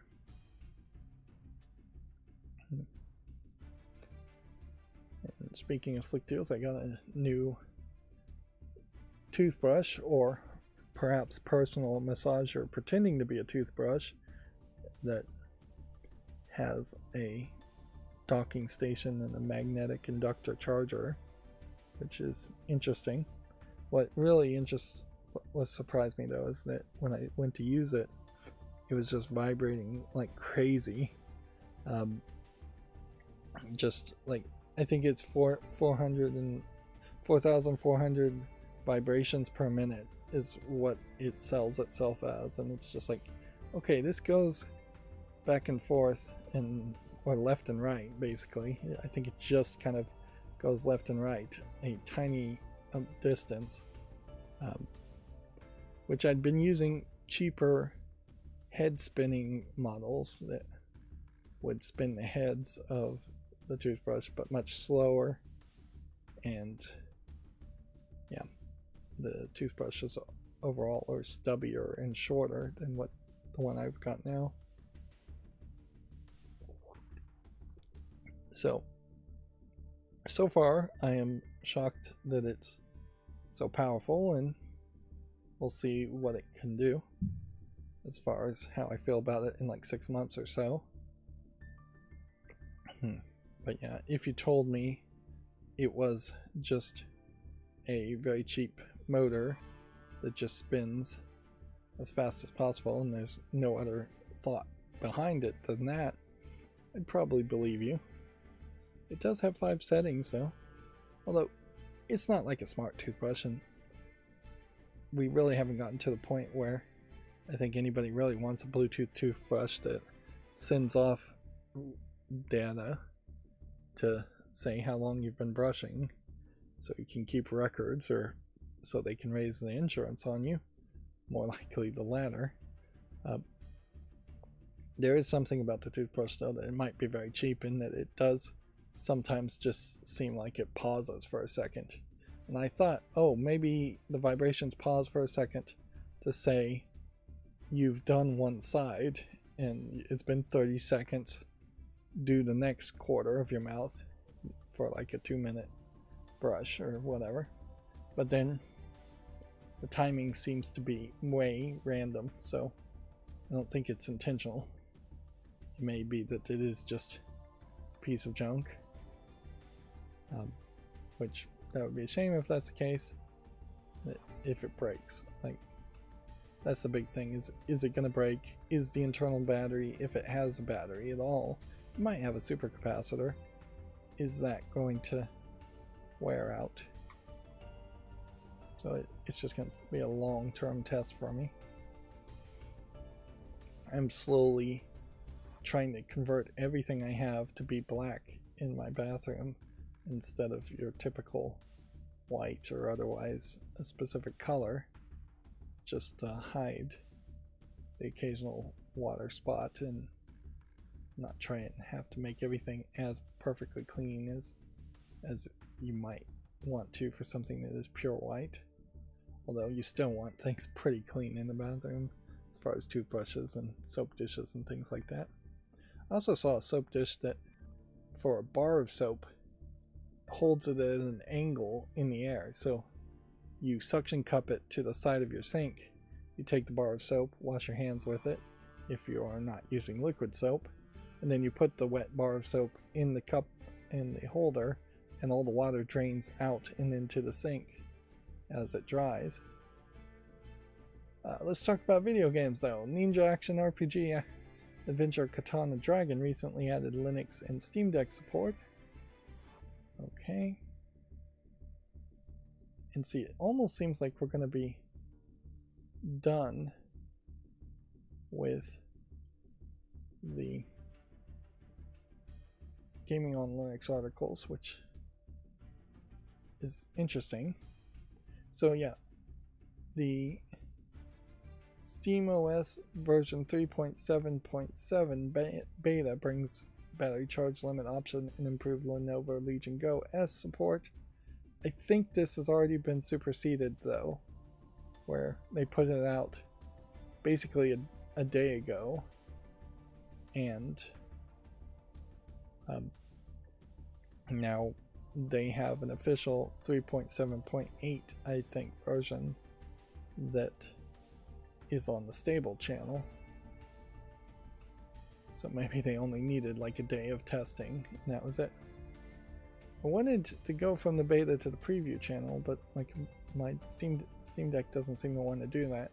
I probably modified it too much for their taste, if I was to guess. Here's that game Katana Dragon. It just came out in March. Make a YouTube short on it. Now bring us to GameDeveloper.com, and that too still seems like it's in the right order. But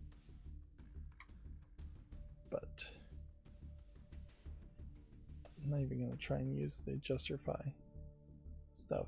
It looks like all of these articles might be old articles from GameDeveloper.com. So I'm just going to close these really quickly, and it's probably not going to help with anything. But yeah, those look like those are all old articles. And see, this is where I think it messed up, where it wanted to open something, a tab called undefined, and I think that was the beginning of it messing up in a different way at the very least. So I need to figure out what's going on there, because now this brings us back to Gematsu articles, and in this case Kajora launching September 4th has Kajora on Steam, which just looks slightly interesting to me. So I actually would like it to put it on the fall list, but I'm just not doing any of that right now. And then Shoot in Order launches September 5th, and if things want to work, this is also open. But then it starts going in the wrong order. So we're back to gaming on Linux with the Lenovo Legion Go S with SteamOS now listed for purchase in the UK. I guess way you have to get it is through Lenovo directly. I don't think the Z1 Extreme actually can run SteamOS.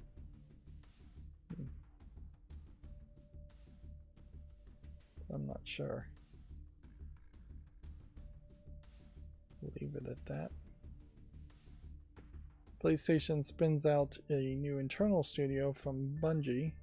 Employees at the new studio previously worked on Destiny, Halo, Fortnite, and League of Legends. I think we'd already talked about that. That was from GameDeveloper.com. Sony's next PlayStation State of Play will reportedly be coming in June. The publisher has been trying to decide whether to present a showcase or a state of play, it's claimed. Well, any hint at indecision shows weakness, I would say. Gematsu says Metal Gear Solid Delta Snake Eater opening movie Delta version is available here if you want to check it out. And this is another game, once again, that we can take off the fall list. It is all being way too slow, and I really just don't feel like it was this slow until I started streaming, so I think I got a little bamboozled here. Now, one of the things that was weird, since there was so many fewer people at the meetup, is that I really didn't get to talk to anybody I talked to at the first meeting, which is a shame, but I guess it does also help keep it a little bit more varied, except for the coordinators, which were the same people. And really, I unfortunately am only really talking to one of the coordinators, and I would probably like to have equal relationships with all the coordinators.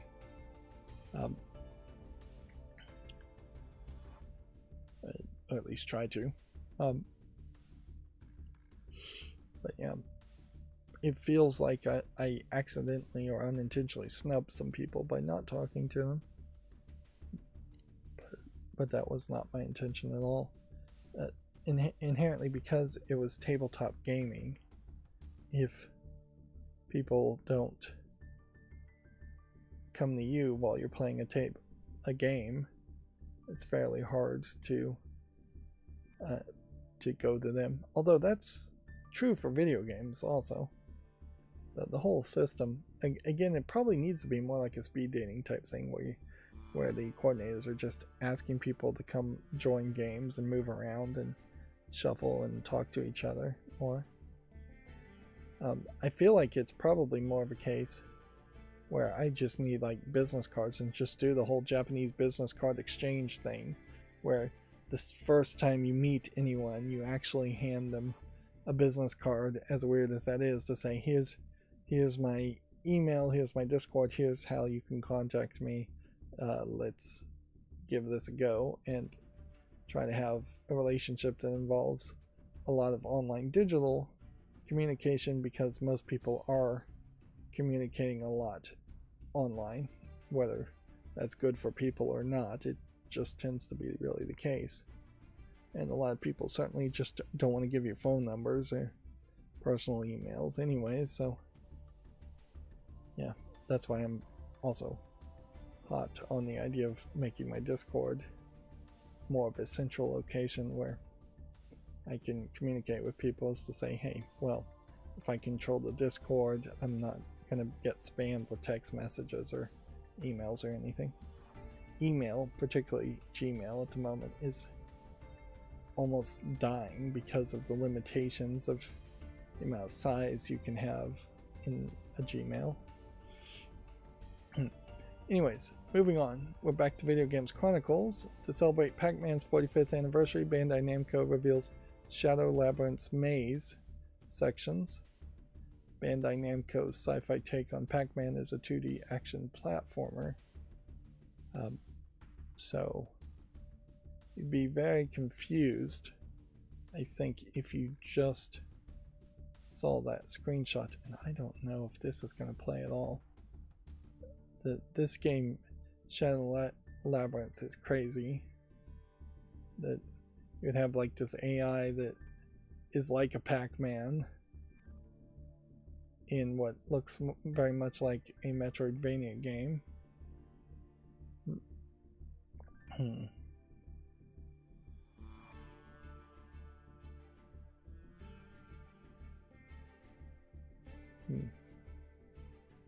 The quote-unquote young lady at the meetup that I was talking to said the last video game she played was Miss Pac-Man, so she really wasn't much of a gamer.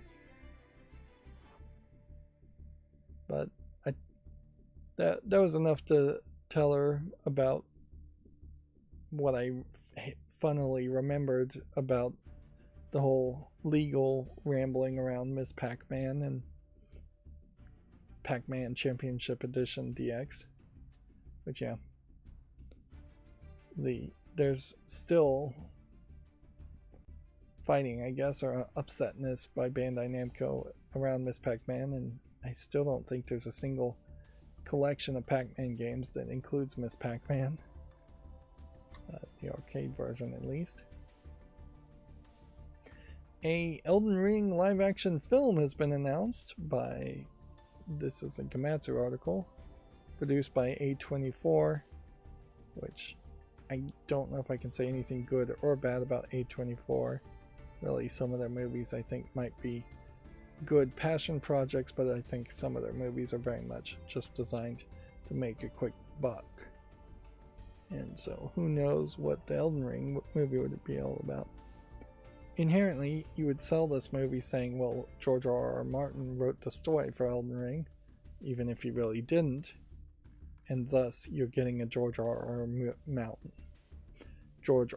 Martin movie, probably for the cheap.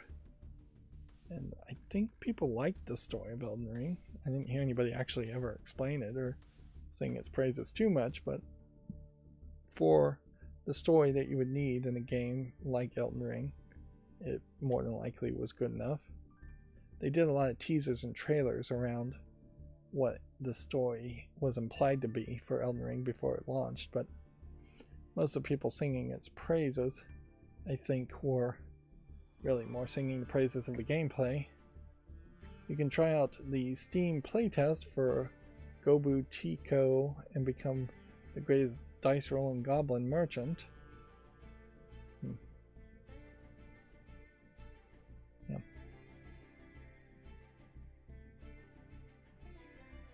That's already open, so I don't need to click on the link. Yep.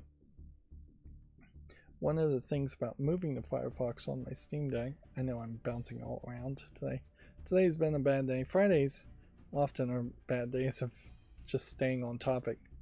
But anyways, if you install Firefox, Firefox wants you to potentially sign in and sync your browser tabs and activity between like using it on your phone if you're using it on your phone and at different computers. And I just don't think that would be the case. The Steam Deck just doesn't need the same tabs to be open and the same extensions to be installed or even passwords to be synced between it. So I definitely would not sign in and sync things. I'll just keep it all local. Hopefully all the passwords and things are being kept local and separate and unique. I feel like a lot of these stories we've already covered. Like, we know that the FTC has finally dropped its fight with the Activision Blizzard deal. Didn't succeed at all. A game called Rat Shaker is coming to the PS5 on May 28th. It's a first-person pest control simulator. Apparently it has a link on Steam. I'll be shocked if this is actually something I've seen before. While we're looking at that, we have more GameDeveloper.com articles not worth mentioning. And then Video Games Chronicle says 4 more Game Boy games, including Kirby Puzzler, have been added to the Nintendo Switch Online. I saw a YouTuber claim that this was the last 4 Game Boy games, that all the other Game Boy games have been brought to the Switch Online. And that definitely can't be true. But maybe they were trying to imply it was the last 4 good Game Boy games before the month ends. Yeah, I'm pretty sure there was a ton of Game Boy games, not even including Game Boy Color. Now this game, Survival Kids, has me slightly interested. As a Game Boy game, color game, it's got to be a pretty old game. Yeah, and this is clearly something closer to a Pokemon game as far as like an RPG thing. Really, it's just kids surviving on a desert beach than what you would think of as far as a modern survival game where it's just doing a bunch of grinding. Yeah, I don't really care about these other games.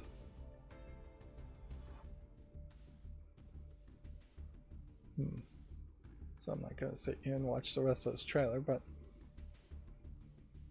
yeah. Survival Kids. Kind of shocking that there was a game called Survival Kids, although it really wouldn't have been that shocking. There were all kinds of stories. I mean, it really is just the expansion on the idea of being a pirate without the piracy, and all kinds of Robinson Crusoe, I guess, is a better comparison, stories where people think they could live on a desert island, or like to fantasize, or they used to like to fantasize of living on a desert island and coming out great for it, when in reality, if you're stranded on a desert island, you would probably starve to death or die of some mosquito infection disease before you started to really thrive there. Here's that game Rat Shaker, which is on Steam, and yet it's not on my wish list, even though it's overwhelmingly positive. So I'm gonna just go ahead and put it on my wish list, but I'm not gonna, well, no, I do have a good excuse to make a YouTube short right now, since it's coming to a new console, so I'll do that. Embracer, and this is from Gaming on Linux of all companies, of all websites, is going to spin off Coffee Stain and then rebrand as Fellowship Entertainment and release 76 games in the next year, which is, from the title, a very ambitious thing to claim, but questionable whether I really believe Embracer could do that, because Embracer has basically failed in whatever it was trying to attempt by acquiring a bunch of companies, then selling those companies at what feels like a loss, and maybe acquiring a bunch of IP and keeping the IP, but then not really having a team to do anything with the IP and not really having enough good intellectual property to actually make a profit off of that. So the entirety of Embracer, and whatever it really was called before Embracer, I forget the name, I think it was THQ Nordic, or it was Nordic Games, and then they changed it to THQ Nordic, and then they spin off THQ Nordic for a parent company called Embracer. But yeah, there's over the lifetime of this company been very little games actually released and very little success and just a ton of money spent. They acquired Gearbox only to then turn around and sell Gearbox back, well, sell Gearbox to 2K. It was a private company originally.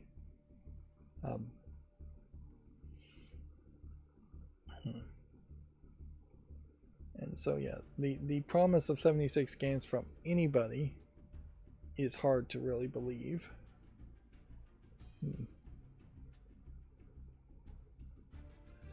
And I can't help but wonder if they are just desperately trying to get people to invest in their company before they run out of cash. 76 games in the next year. That's insane. There are 52 weeks out of the year, so they're planning on releasing a new game on average more than one per week, cannibalizing their own sales almost certainly. At a certain point, you just have to assume they're making up numbers.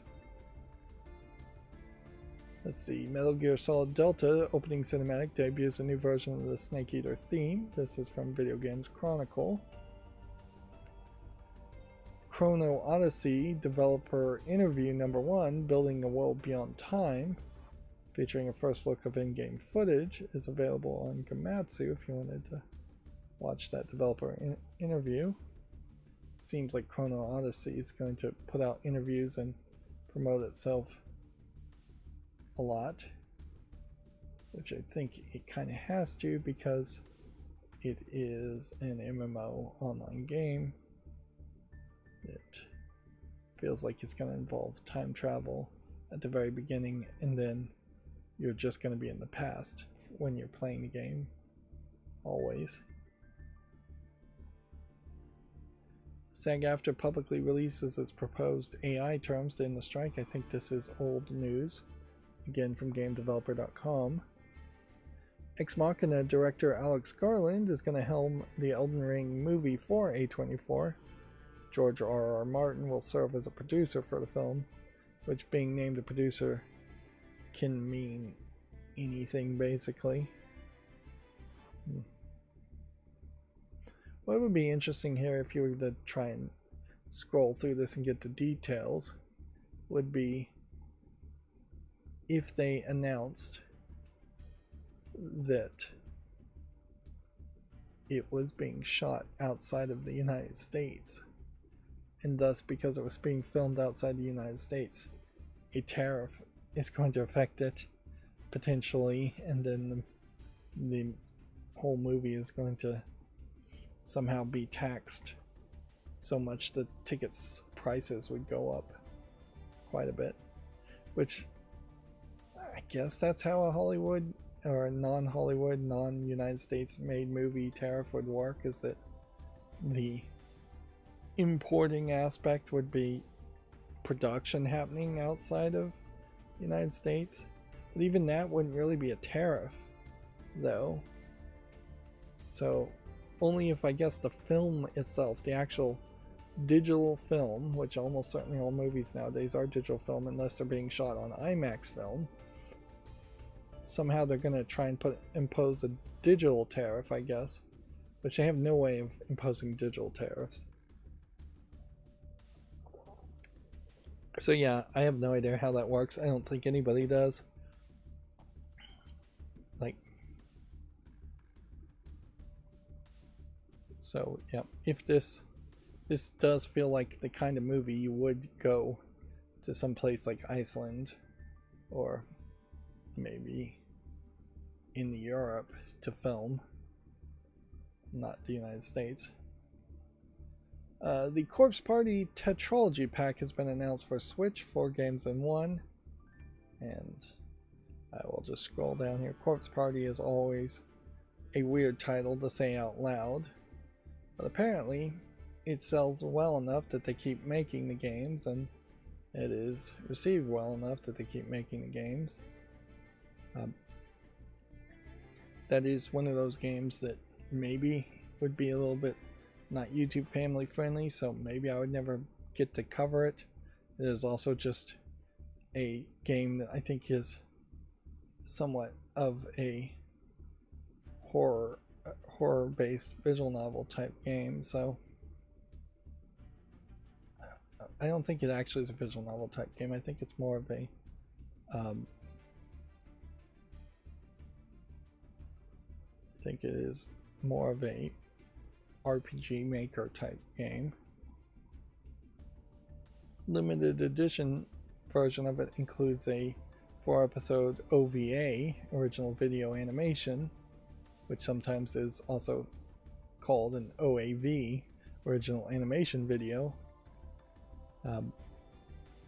Corpse Party Tortured Souls on Blu-ray disc. And see, if they stop making Blu-ray disc movies, then limited editions for games that have any kind of connection to any kind of Blu-ray disc movies are no longer going to be a thing that can be made. Oh, I guess it's also important to point out which version of Corpse Party is being released here. It's the 2021 re-release, remaster release, not the original one. I think the Corpse Party original one has been out for maybe about 10 years earlier than that, at least. And that's definitely another series that probably is way more popular and well known in the United States. I mean, in Japan, compared to the West. Yeah. Let's see. Days Gone Remastered has a new patch which attempts to fix the PS5 Pro issues. PSSR and haptic feedback problems have also been addressed. This is from Video Games Chronicles. Peter Molyneux explains why his infamous Kinect game Project Milo was never released. Molyneux saw Kinect as a gaming device, not a party device, because he didn't want to prance around like a twat. Okay, that doesn't, as a subheadline, directly explain why Project Milo wasn't released. I imagine it wasn't released because it was a lot of smoke and mirrors and maybe about 20 minutes of entertainment. The general idea, if I recall correctly, was that you would have your Xbox 360 here with an extra hard drive plugged into it in this case, and your Kinect device, which was a camera system which by modern standards is probably not quality at all, but at the time was perhaps revolutionary in its quality, and it had kind of a LiDAR 3D spatial technology to it, so it could actually identify where you were in the room and how far away you were. But you'd have all that set up, and then there would be a boy named Milo, and he'd be talking to you. I think there were microphones also in this, and you would be talking back. So just like a AI virtual friend, which even in 2025, we're not seeing anybody really promising real-time AI virtual friends. The amount of probably video card RAM you need is still just going to be too high for something to be able to detect what you're saying, understand what you're saying, and respond in any kind of relevant way. This is a heavy evolution on a game that I believe was on the PS2. I think it was called Fishman or something, where you had this like virtual fish and you would yell into the microphone and it would kind of randomly react if it heard sound and randomly evolve. But it was a very weird, surreal game, Fishman was, and so it didn't have that uncanny valley problem, and it didn't, people weren't really expecting much. Whereas Project Milo, I think, was definitely seemingly going to try to do something. Yeah.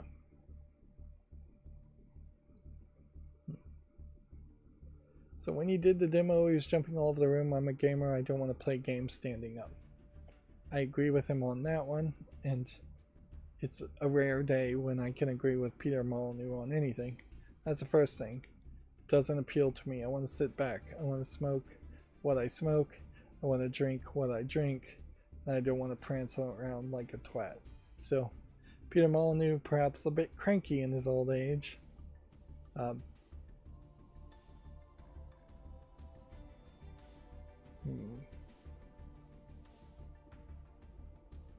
There's a moment where you realize you're crafting, inspiring a human being. Wouldn't it be incredible thing to create a game around that feeling? Wouldn't it be incredible to experience or to create an experience around that? All inspiring. About inspiring, in Milo's case, a boy. That was contentious in itself, but because of course lots of people go to dark sides with that idea. So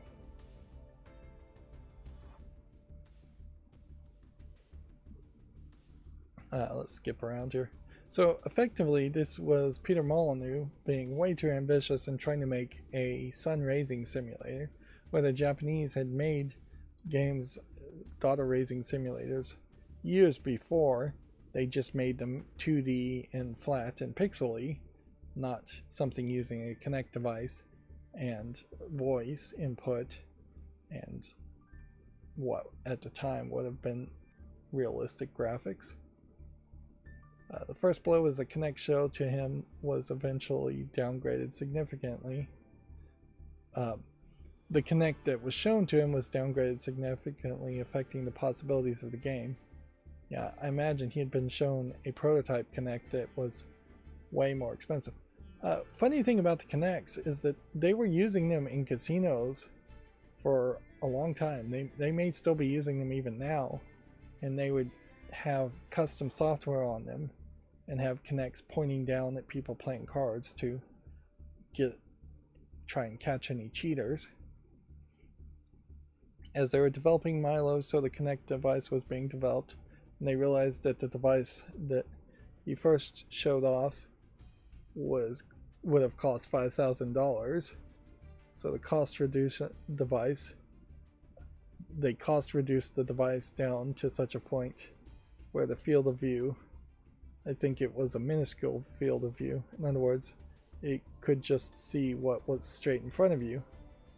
The final death knell in Project Milo, in Molyneux's eyes, however, was when Microsoft decided to make the Kinect as a party device rather than a gaming device. Okay. So yeah, generally I try to avoid reading these articles, but I was somewhat interested in here. This is apparently from E3 many years ago. It means Games Trailer Press Conference E3. I think this is Peter Molyneux. Let's see.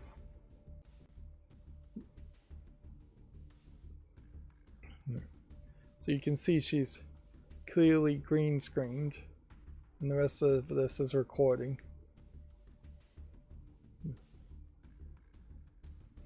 The important thing to point out here, though, is that Peter Molyneux also is a very well-known BSer. He's very ambitious, but his games don't really, they really don't deliver on the promises that Peter Molyneux tries to do.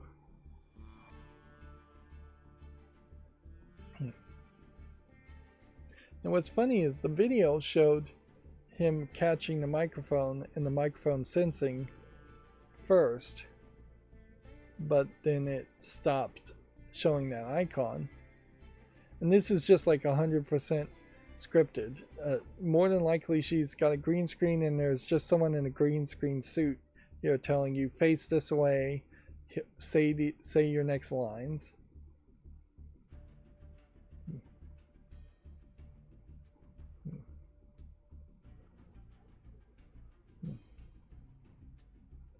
And so, yeah, this is a whole lot of faff. Interesting, they can take her camera image and put it in a reflection as an idea. This is a very British people speaking.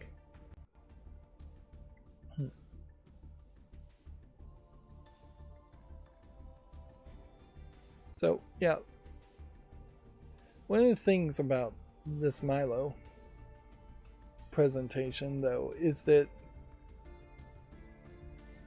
it's not really showing anything that would be a game, even under the category of a child raising simulator.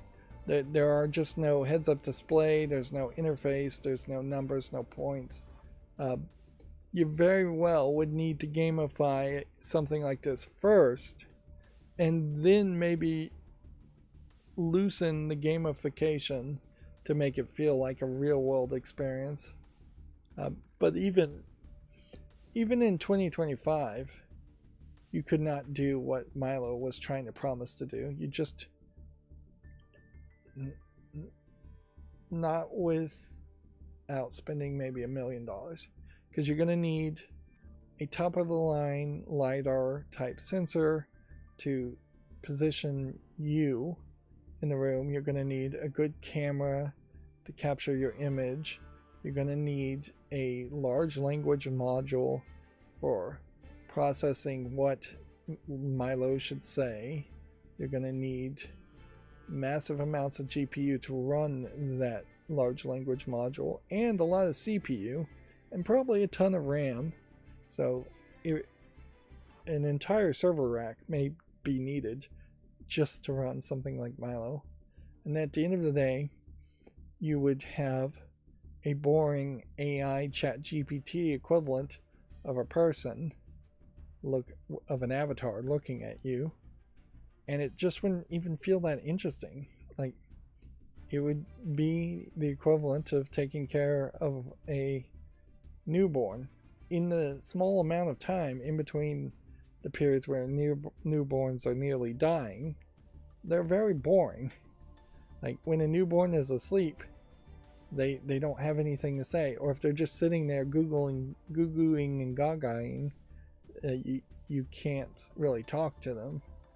Of course, newborns do keep their parents excited by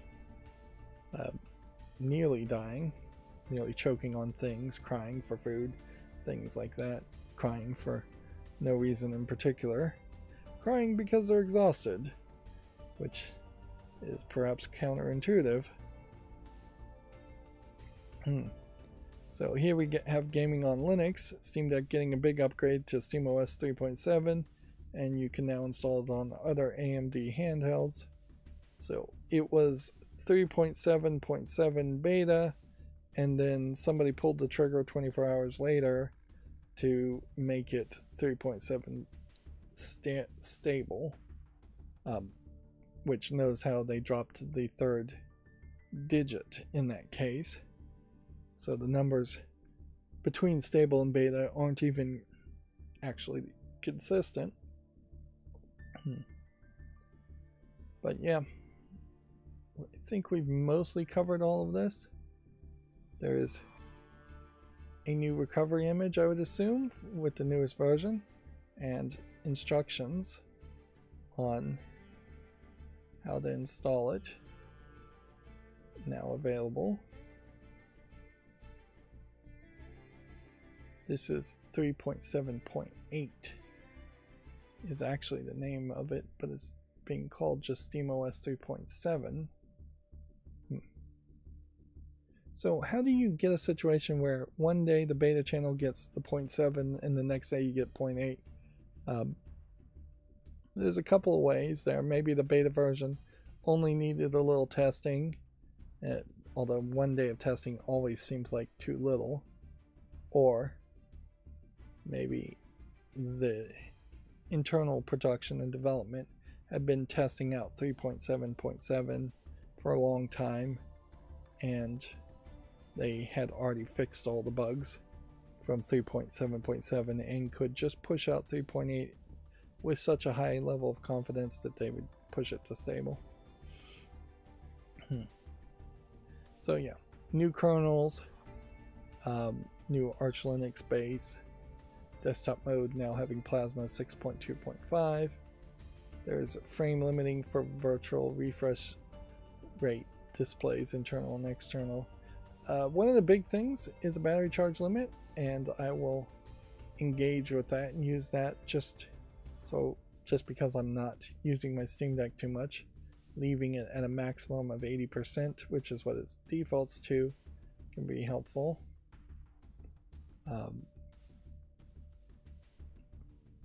There is very little at this point that would prevent you from at least trying SteamOS on any handheld that might be compatible, and or a computer you built yourself that might be compatible. I guess there's still a question as to how smooth that is going to be. The update to Plasma 6.2.5 is a fairly large jump, but you're still not using the Wayland compositor directly, I think.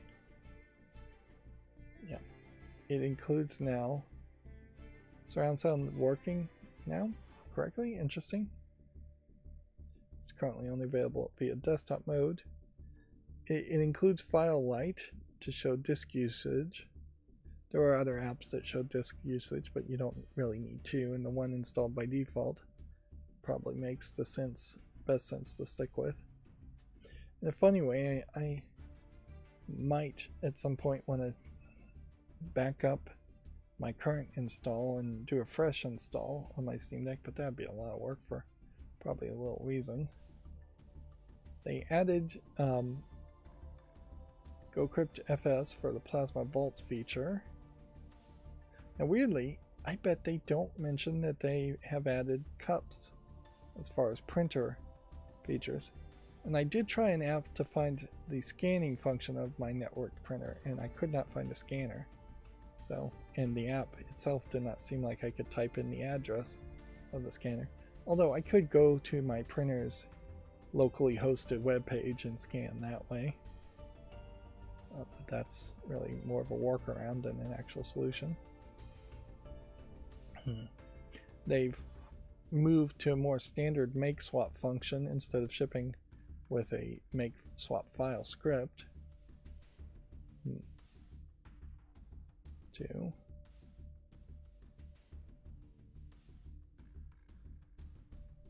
then a lot of this is also just unnecessarily complicated stuff. Apparently there's a dedicated RSS feed. I'm going to investigate that later, specifically for SteamOS.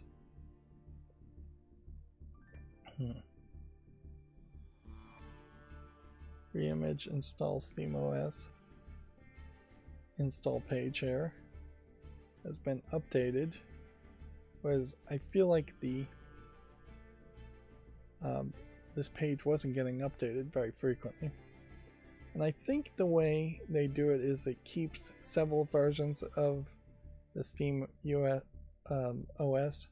So if you accidentally get a bad install, you should be able to roll back to the previous one, or you have a high chance of that, at least.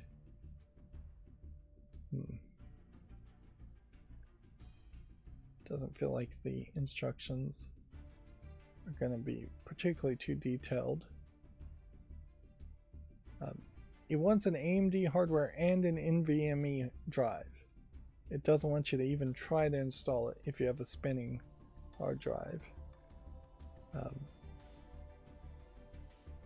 Yeah. And it's giving you specific settings to how to get into the BIOS, basically, for other devices like the ROG Ally and the Legion Go Original, which those are the only two handhelds that so far have specific instructions.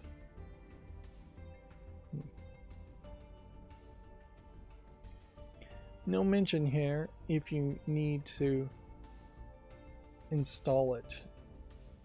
Yes, here it says you must disable secure boot on your device. So you can't do like a secure boot, dual boot to Windows 10 and have SteamOS run, would be my guess. There's probably a very complicated way to pull it off, but I think for us plebeians, there's not going to be a way, which that is going to suck still. If you have a lot of people who might have experimented with SteamOS but are not willing to destroy and delete their Windows install in the process, which maybe it wouldn't actually erase your Windows install, and maybe you just have to enable secure boot and then boot from a different hard drive. Ideally, if you're going to do that, you would just buy a new NVMe, take out whatever NVMe or hard drive has Windows on it, and swap out just your internal storage. I guess that would be the easiest and best way, because then you wouldn't accidentally delete Windows in that case. Alright, well, I'm gonna take another bathroom break. It probably won't be particularly too long this time, but I'll pause the recording again.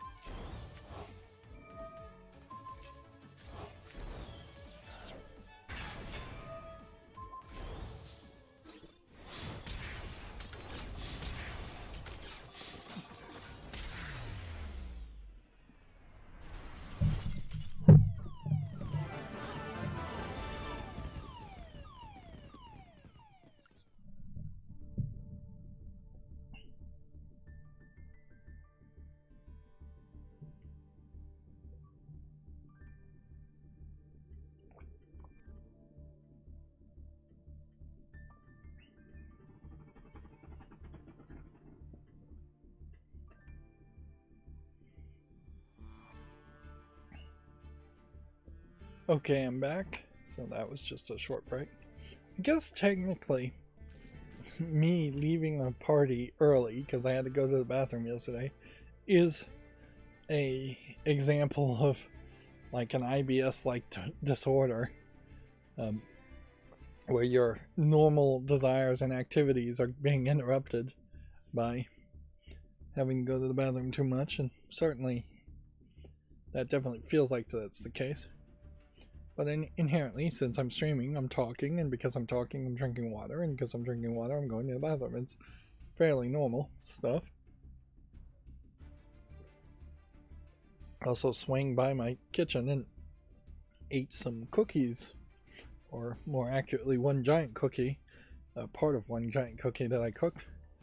It's interesting, I've never seen a pan that's like a cupcake pan, but it only has a little bit of divots, where you could potentially have a hydrophobic coating at the top surface, and you would pour the cookie dough and it would just magically spread into perfectly portioned cookies circles.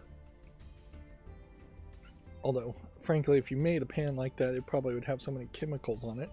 I saw a video saying that every time you scratch like a Teflon, you're releasing 9,000 microplastics into the air. Although, in fairness, you shouldn't be scratching Teflon. You should always be using a silicone utensil on Teflon anyways, non-stick materials.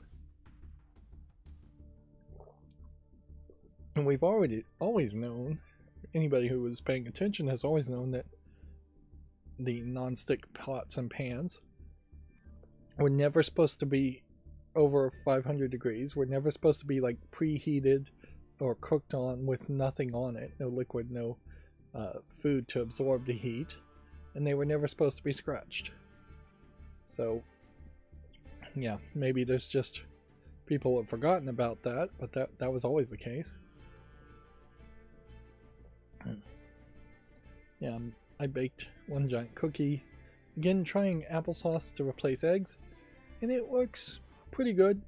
Maybe makes it a little too gooey, because maybe a little more liquid from applesauce. Turn sugar cookies into kind of applesaucey sugar cookies. But yeah, I cooked it in a cake pan tin, and so it really fluffed up as like way too gooey in the center, and way too tall of a cookie. Well, I should have split the batch into two 9-inch cake tins, and then it would have been half as tall. But yeah, I don't know what happened. I cooked a cake only a couple days ago, and it's not the fourth cake I had to throw away, thank goodness for that. It just fluffed up way more than any of the others, and so it overcooked the edges, made a bit of a mess. But the cake itself tastes fine, so not really too much to complain there. Just had to do a little bit of cleaning, which there's always something to clean, isn't there? Alright, I'm supposed to be talking about video games though, and here I'm rambling on about cooking. Which, yes, that's part of why I'm trying to have so many different channels on my Discord, is I have a whole bunch of different things that interest me for a brief second in my ADHD way of thinking. And I really need to stay on topic better when streaming, making content. Apparently Tencent is spending 1.8 billion for 25% of Ubisoft's spin-off. I think the name of the spin-off subsidiary is in particular really funny. That's about 559 million of that 1.8 billion will go right back to Ubisoft. But yeah, it definitely feels like there's an attempt here to spin off either the good parts or the bad parts of Ubisoft and leave the rest of it alone. I think the Guillemot family is probably going to try and jump ship to the spin-off company. But it might be that they're just trying to place a bunch of debt into this subsidiary and lose debt themselves that way. Or it might be that this is actually political, even, in that Tencent is really just giving 1.16 billion to Ubisoft and had to find some way to justify it for accounting reasons.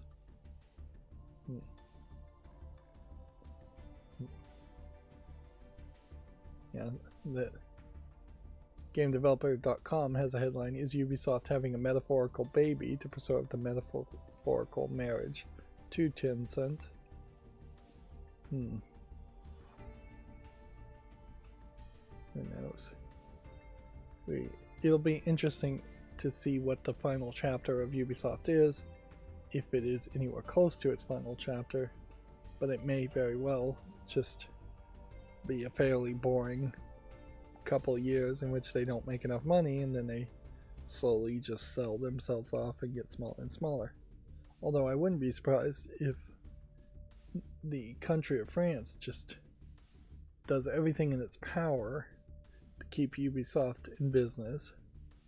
Although maybe the country of France would instead invest in other game companies in France instead. They definitely don't want to lose even Ubisoft, since Ubisoft is one of the biggest game companies. And if Ubisoft leaves France, Revolution Software is the next company that I know of that's a French company, and I'm not even 100% certain it is a French company. And Revolution Software, no, I think actually is a UK company, now that I think about it. So yeah, I don't know for certain another French company at all that makes video games. Whoever just made Clair Obscur Expedition 33 may be a French company, almost certainly are. And so they may be the new darling. And so you might see a lot of people jumping ship from Ubisoft to that company that made Clair Obscur, if such a thing is possible.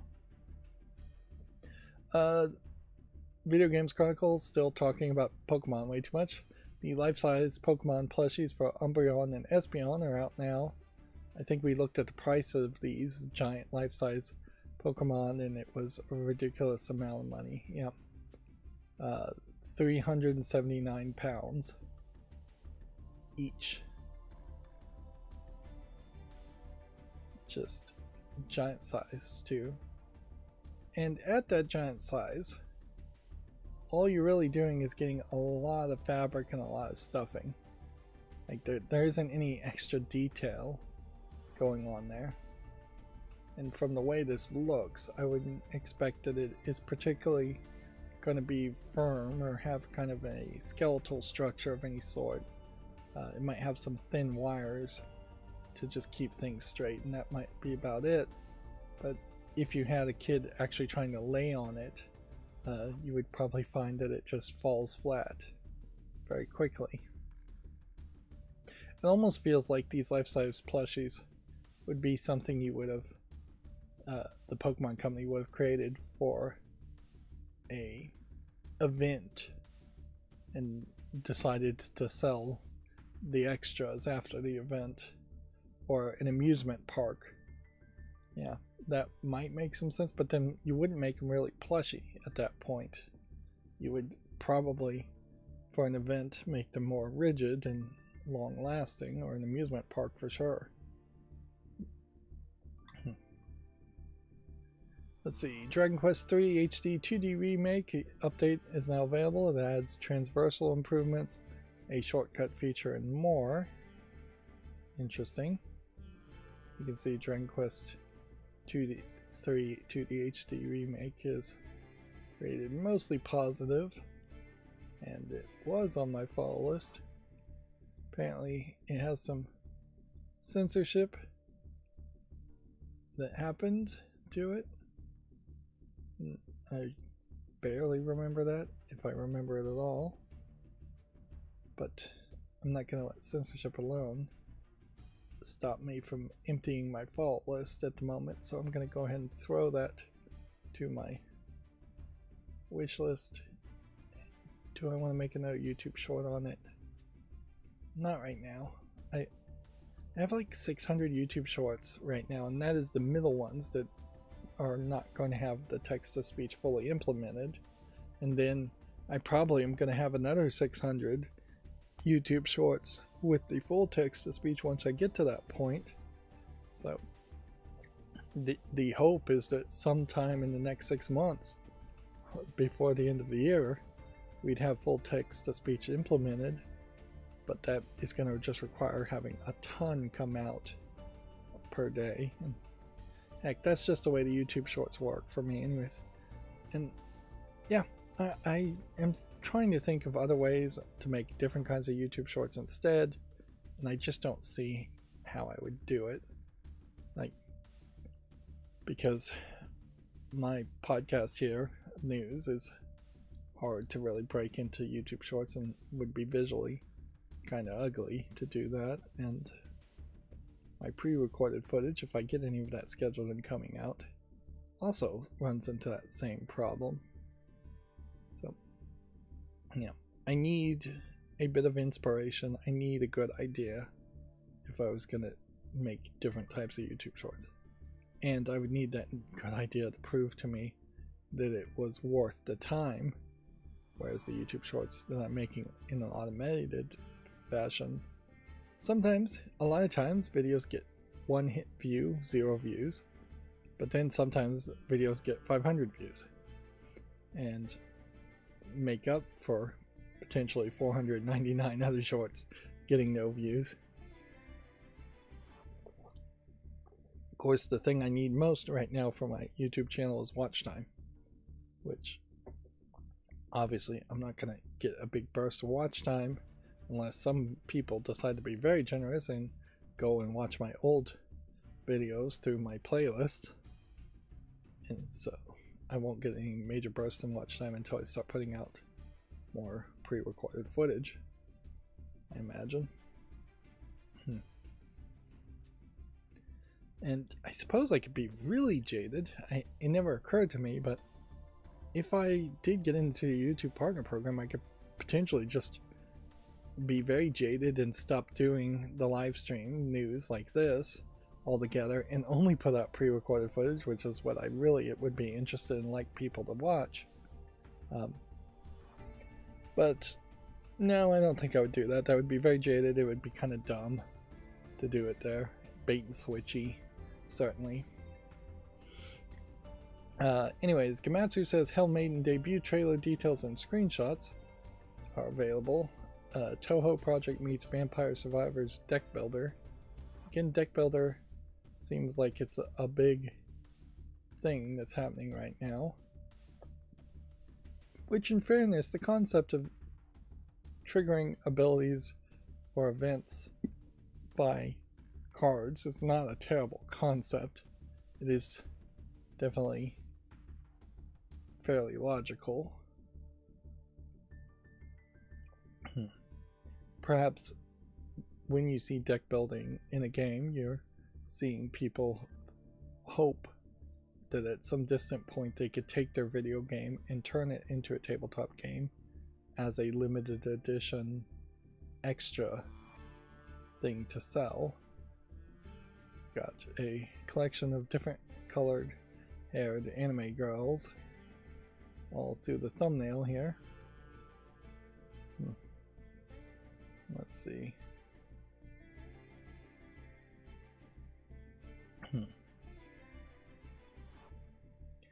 If I'm gonna try any Survivor game, I think my first thing is I've just got to play Vampire Survivors, since that seems to have started this whole trend, at least for this generation.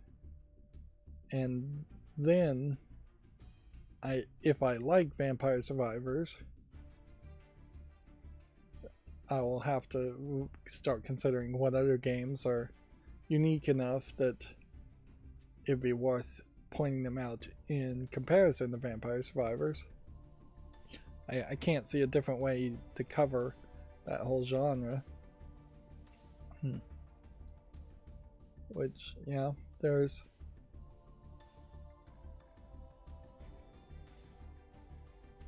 a limbo or Dante's Inferno element here, in that you have a character named Dante, you have Homer, you have Virgil, all being shown as anime girls, which, yeah.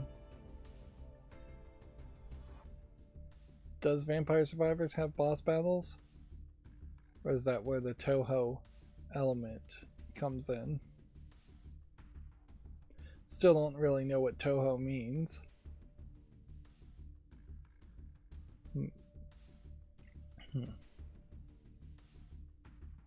There might be something about the gameplay style of Survivors games in that you're just kind of constantly on the move and playing in one long session that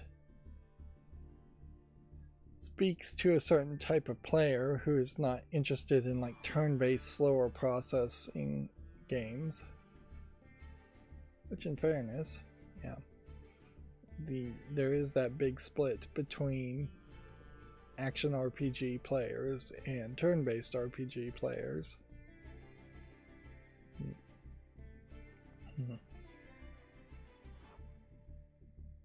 Not actually too much about the cards though, but yeah, this looks interesting enough.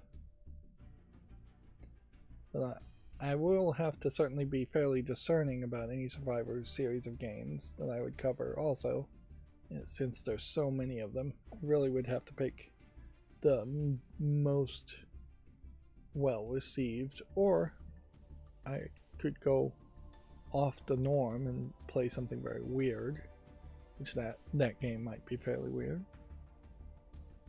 Let's see. Monolith says that procedurally generated assets in Xenoblade Chronicles 3 reduced man hours considerably. This is from Video Game Chronicles. The studio says automating the creation of some of its 100,000 assets allowed more time to focus on gameplay. Well, you, with a claim like that, are kind of in between a rock and a hard place. If it reduced man hours, that means that people weren't getting paid for work. People who very well may have wanted to be paid for work.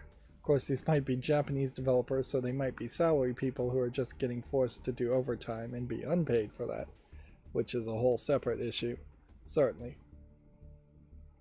On the other hand, you definitely have had a desire from at least mainstream video game journalists to see the end of crunch culture and overworking game developers, who definitely feel like they are workaholics. But this is inherently the problem with all of these situations, is that rich capitalist people, the managers, create a problem, which is they don't hire enough people and they overwork their current staff, and then they propose a solution, which is let's save some money by using AI so we can pay less people, and then there won't be so much crunch. It is convenience, and capitalism 101. Create a demand, create a supply.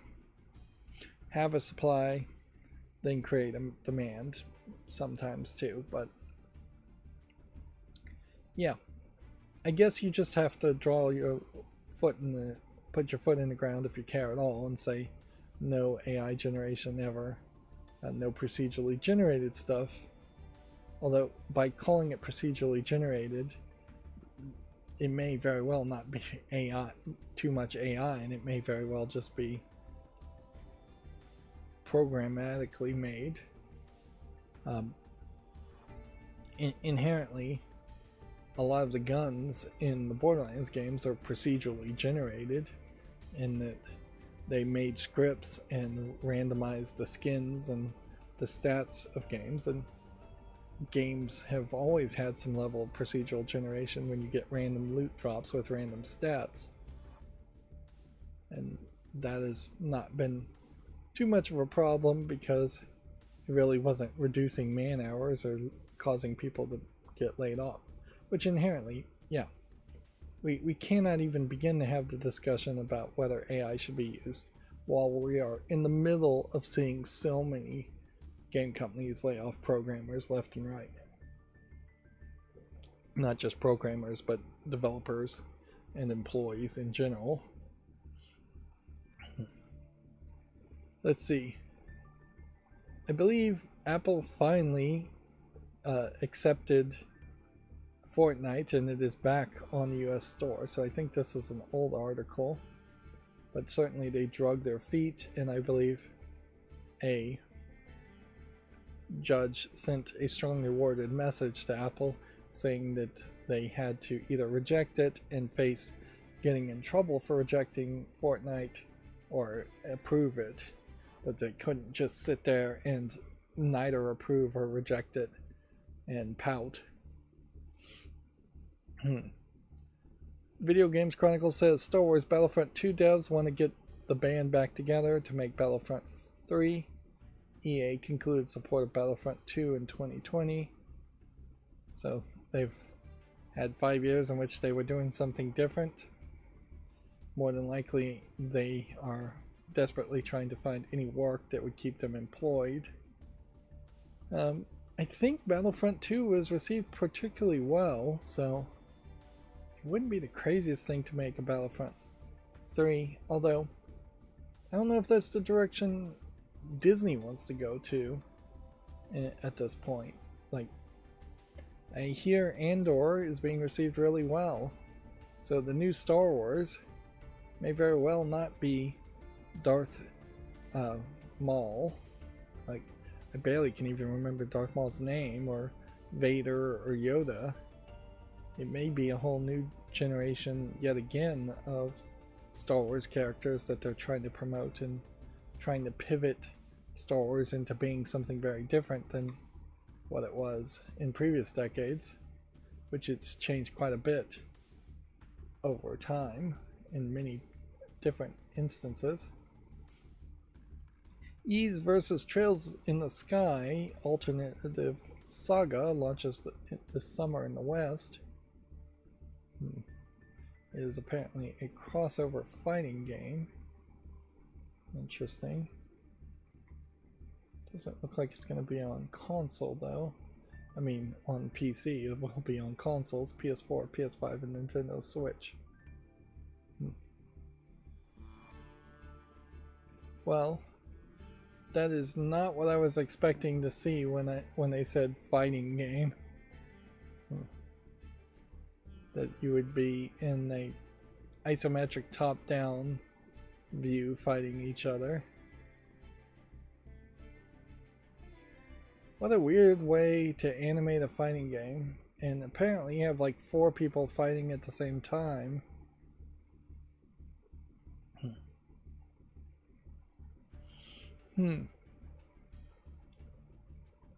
Weird format. Although I wonder if maybe there is room for changing how a fighting game looks and making it more of a top-down beat 'em up brawl type game. I don't know though. I suppose Smash Brothers with the no, Smash Brothers has about the same visual styles as any other 2D fighting game, and something like Virtual Fighter with 3D stages really just had like side steps. That was about the only thing that ever made sense. Anyways, is to just be able to pivot a little bit and step to the side to dodge an attack. But yeah, I don't think isometric or top-down or first-person for a fighting game really would work. It would be a very hard challenge at least. Moving on, Gaming on Linux says the heroic launcher for Epic Good Old Games, Amazon Games on Linux, SteamOS version 2.17 has been released with some main changes here, which I will just scroll down and show and move on. Yakuza 0 voice cast says the new director cut scenes says the new director's cut scenes give a sense of closure. The Switch 2 release will feature around 26 minutes of new cutscenes. Yeah, I read that one way thinking it was a new director who had cut scenes, but actually it's the director's cut. So really what you should do is take this and put it here. So it said Yakuza 0 director's cut voice cast says new scenes gives a sense of closure. Although perhaps not use give, maybe say gave a sense of closure to them. Bungie confirmed that it had stolen art assets in the Marathon Alpha. That story is kind of not being reported anymore because it's already been confirmed. And I guess that does show that just admitting your mistake, and even if you are just throwing an employee under the bus, makes the story mostly go away. Unfortunately for Bungie, it made the story go away where now it is apparently a case that it is now known that that Bungie is at an all-time low morale-wise and perhaps on the verge of just collapsing as a company. The Switch 2 supports USB mouse controls, the developer reveals. A standard mouse can be used instead of a Joy-Con 2 mouse controls. I question how that's going to work. Well, more than question how that's going to work, because actually it's pretty easy to guess how that would work. There's a problem with it, in that if you have a standard mouse, let's go old school. You have a left mouse button, you have a right mouse button, let's even say you have a middle mouse button. But let's just assume you don't have a scroll wheel, and you don't have any side buttons. You're not a gaming mouse with 10 extra hotkey buttons on the side. How do you map the number of buttons, even on one Joy-Con, to 3 buttons and a mouse movement input? Like, it doesn't happen. So this could be left mouse, and this could be right mouse, and this could be middle mouse, and then you would be left with 2 triggers here, the plus button, which I don't think would actually map to anything, the B button, the analog stick in all directions and being clicked down, the home button probably can't be remapped, and the chat button can't be remapped. So you have an analog stick and a click here, you have 1, 2, 3 extra buttons, which doesn't sound like it's a problem, but it does now speak to a limitation where it is now highly unlikely, it's been confirmed, that because you can use a regular USB mouse, it's going to be highly unlikely that any game is going to require you to touch more than 3 buttons while in mouse mode. And more than likely, I would guess, you only use this as the left click, you use the Y button as the right click, because that's how I've seen it used before, and then X, A, B, and the analog stick are not used. One assumes in mouse mode, plus and home and chat all still work. The secondary trigger, which I think it has a secondary trigger, but that might really just be the magnet release, would not be used.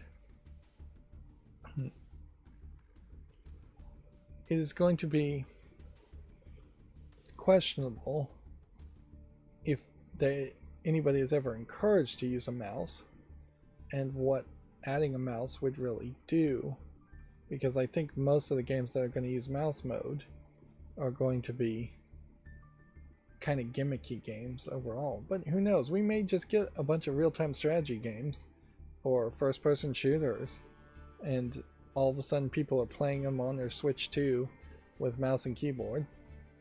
Could also be that this producer is just totally wrong, and the debug version of the Switch 2 allows for USB mouses, but and I would assume it's just one USB mouse and you can't just plug in two. Although it might be two.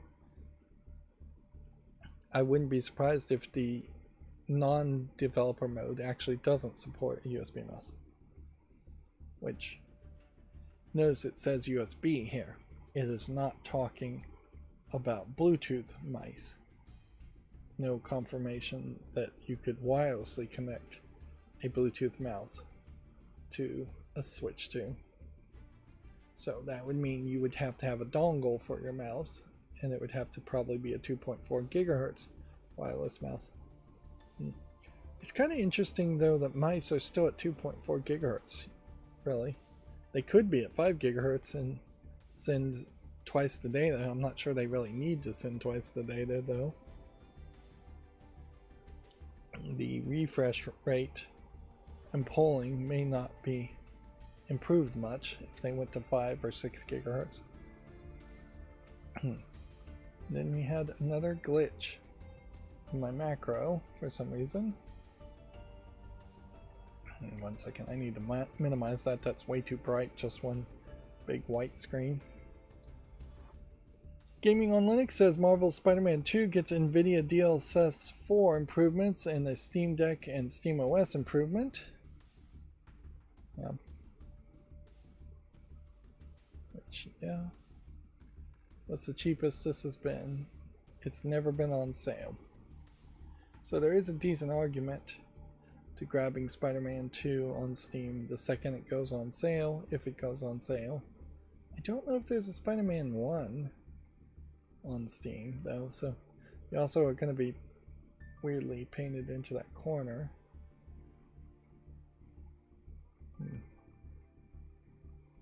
No, I guess Spider-Man 1 is on Steam, and Miles Morales is on Steam. I just haven't gotten around to buying any of them. Which, yeah, if money was no object, that would easily set my schedule for the next 3 years, as I could just play one Spider-Man game per year for one series.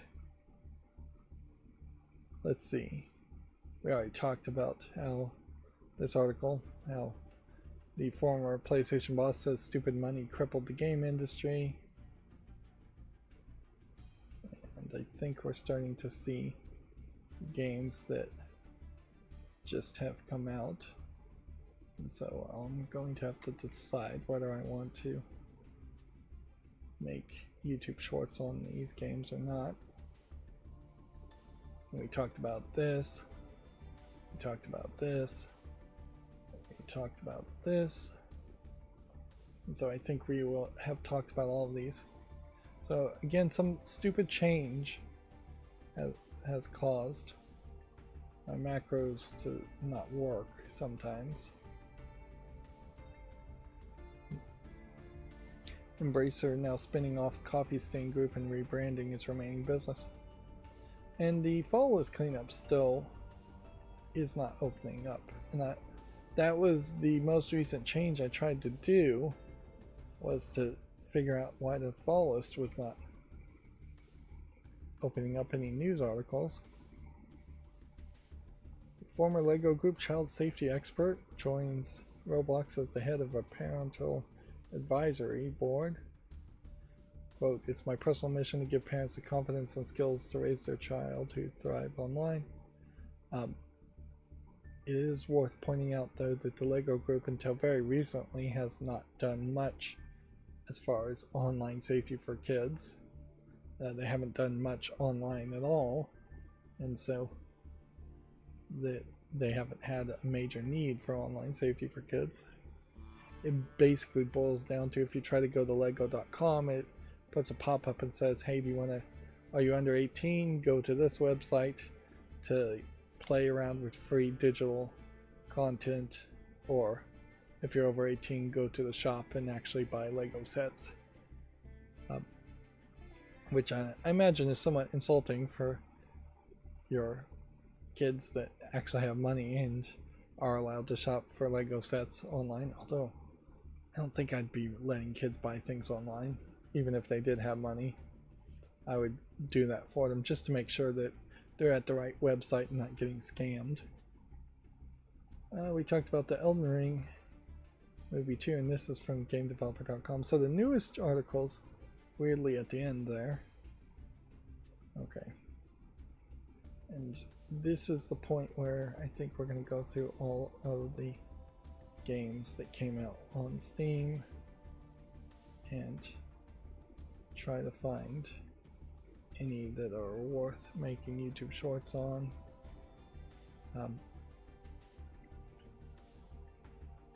And then I imagine what I'm going to do is try and reset my browser to figure out why it's running so slow. We have an actual horse game here that is overwhelmingly positive. So I've been trying for years to find a girl horse game, and I will say this still doesn't look amazing, but I've been trying for years to find one that was single player, didn't have in-app purchases, or anything like that. And looks like we finally found one. That being said,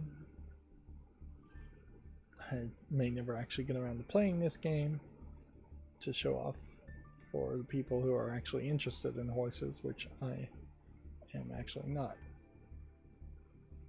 But I'm going to give it a YouTube short, just because it has accomplished the impossible.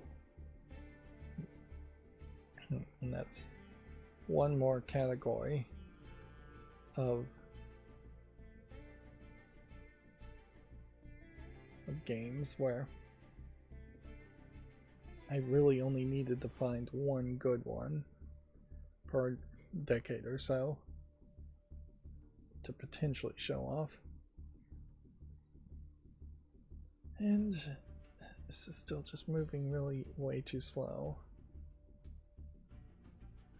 I never considered that maybe the local storage getting filled up might be a problem. I don't know if that's really the case of what's happening right now. I'm pretty sure it isn't. But it is a unknown, or a known unknown as far as just how many local storage cookies can I really have in Firefox before Firefox just comes to a crawl. It may be a number problem more than a storage space problem.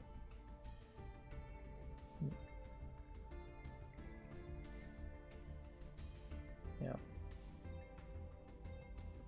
Inherently, everything I'm doing is kind of cutting edge and experimental and just at a much larger scale than most, so it's no surprise Firefox isn't really designed to open 2,000 tabs all in a row within a very short amount of time, or 2,000 tabs at all.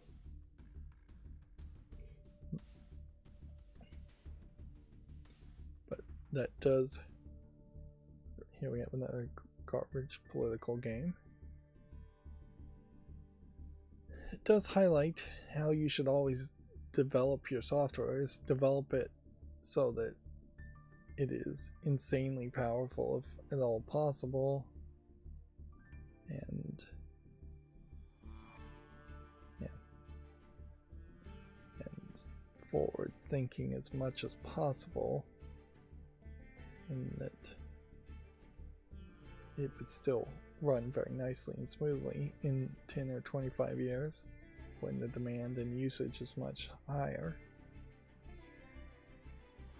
A lot of times when you are programming, if you have a good set of tools and a good programming language, here's these Chinese asset flip garbage games, going to just move this over here just to make sure we have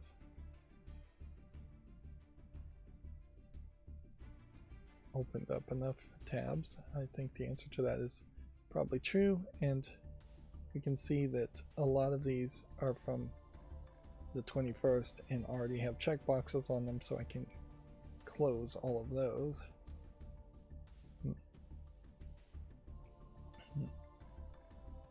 Yeah, if you do a decent job of programming, there is a decent chance your programs will scale up and run on faster newer computers. But not 100% chance. There's a lot of programs from the past that would have been designed to run on a 400 megahertz processor that still run pretty poorly even on a 4 gigahertz processor.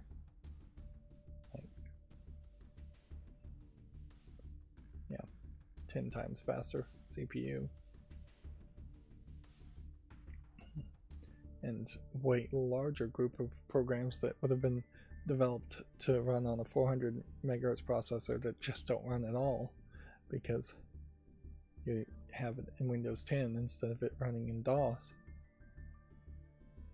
But yeah, there was a big concern when DOS was no longer included with Windows. Like, DOS was included with Windows 95, and Windows 98, I believe, stopped including DOS. And yeah, I imagine there was some struggle there to get some programs to work, but nowhere as big of a problem as it seemed like it might be.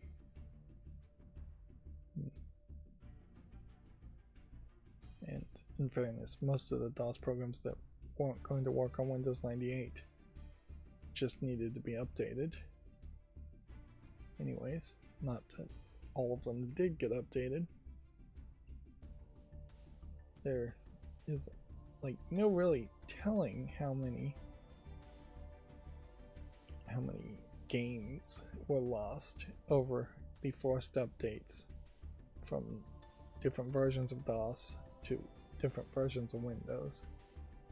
Warhammer 40k Speed Freaks already getting mixed reviewed.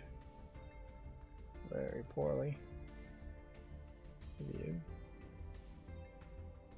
This is gonna leave the follow list. Man, it's just taking forever to do anything.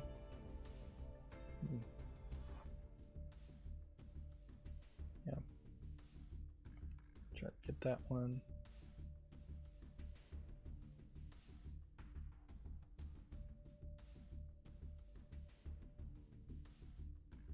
When you click these, you are effectively querying the servers and loading in something via a JavaScript event.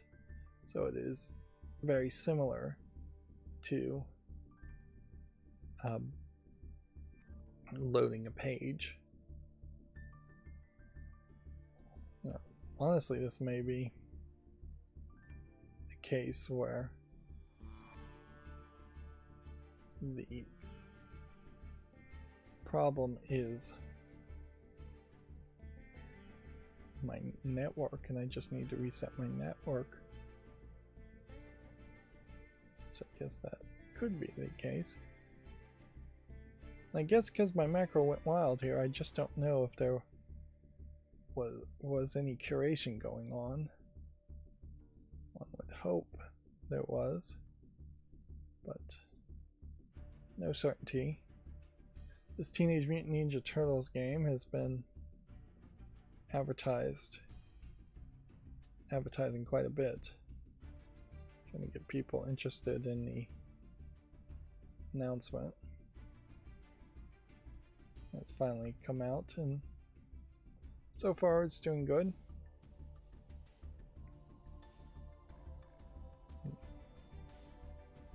Lighting struck orphan. Might be something. Out of sight. Already seen that one. How many more of these are there? It's not getting any better. That's really what it needed to do, is it needed to get better. And I started about 15 minutes late, and so whenever I do get around to ending, I'm not really able to blame being super late. I'm gonna have to just blame it on my macros taking too long to run to start with, and my macros also, let me try something here. Let me think about this. Could it be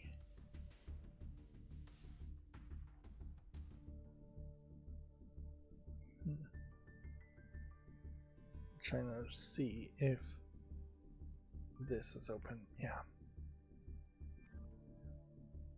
Double check. It might be my macro extension. It could be running still. So if I close that and then maybe even disable this.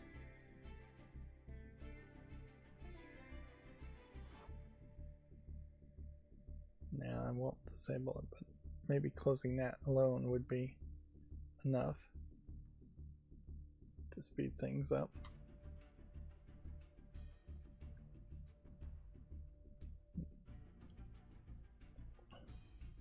Let me try that. Let's just see. Manage extension, disable extension, then re-enable it. So effectively restart the extension. I doubt that's going to fix anything. And I'm really just assuming it's that one extension add-on. It could be any of a dozen. But it did just seem like the gesture there worked all of a sudden, and I haven't been able to really use the gestures like it was before. Does this support English? No, it doesn't. That one would have been a tough decision, and it's taking too long. It does seem like we're getting a decent number of Doom clones since Doom the Dark Ages just got released. Of course, the Doom clones are very much games that are 2D, not anywhere to the level of fidelity that Doom the Dark Ages has. And I think Doom the Dark Ages actually plays in a weird way that isn't like the previous Doom games anyways. And the previous Doom games of the reboot don't even play like the original Doom do. You can see Splitgate 2 beta here is not being received particularly well. Which, yep, shame I guess. And I think I just fixed it. So sometimes I actually know what I'm talking about. One of these Ghost Hunter games, I'm not sure I'd ever really play it. This one specifically is single player anyways. It's an interesting thought to play Ghost Hunter, ghost investigative game, but I really see that more as a premise to some other kind of gameplay. Probably just a more standard horror game or a walking simulator, something like that. Let's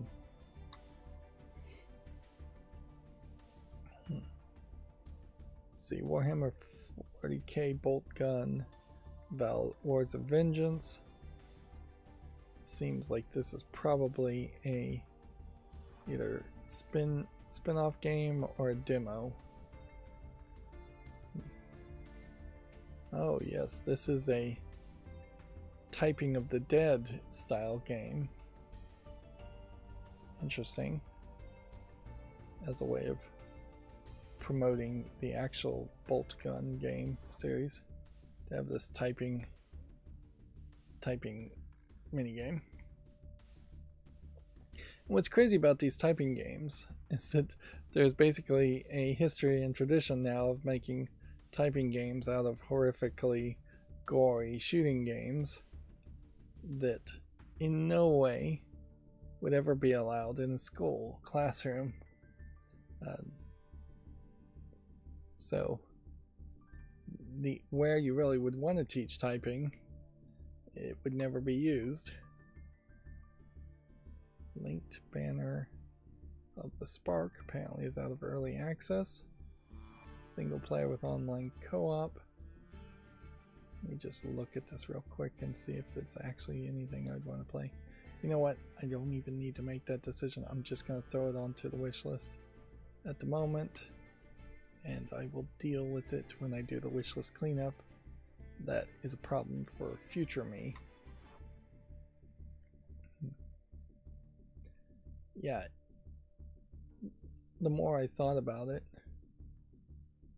this is an interesting hidden object game that feels a little bit more like a point and click game. But notice it's not tagged as point and click and is just labeled as hidden object. But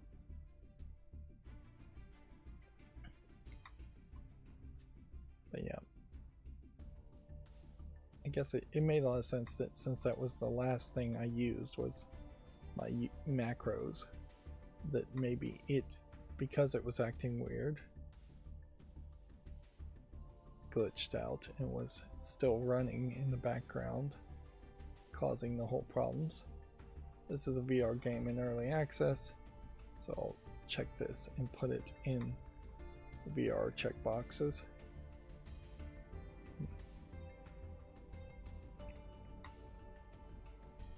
Now, these are May 22 games, and are we working our way towards May 23 games?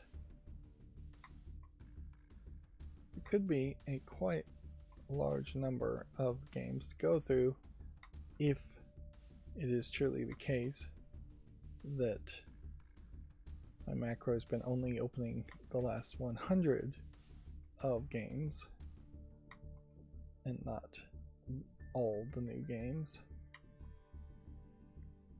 Although it may not even really work that way.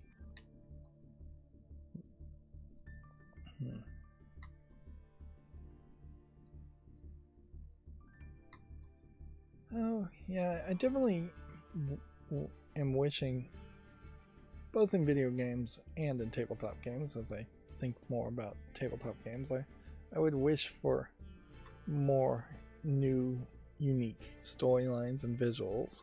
Mostly visuals, I would say. But yeah, you get a lot of this, particularly on Steam. And certainly it wears down me and probably everybody else, where it's all just a little too similar. Even when you get like a puzzle game that should be fairly unique, you often get these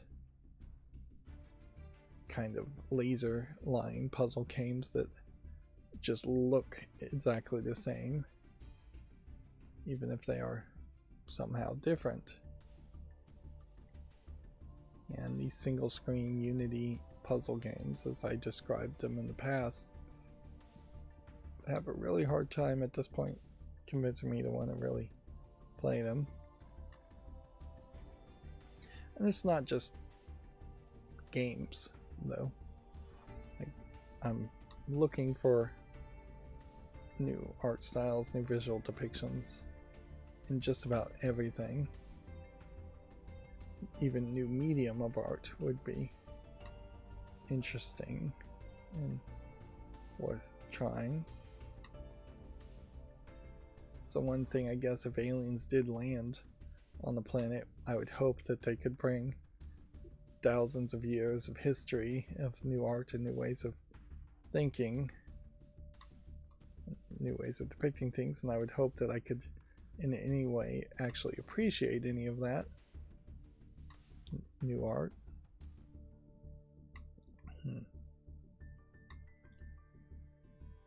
Well, I guess that's a long way of saying that humanity sometimes feels a little boring, a little repetitive. And in fairness, I'm not creating anything amazingly new and revolutionary either.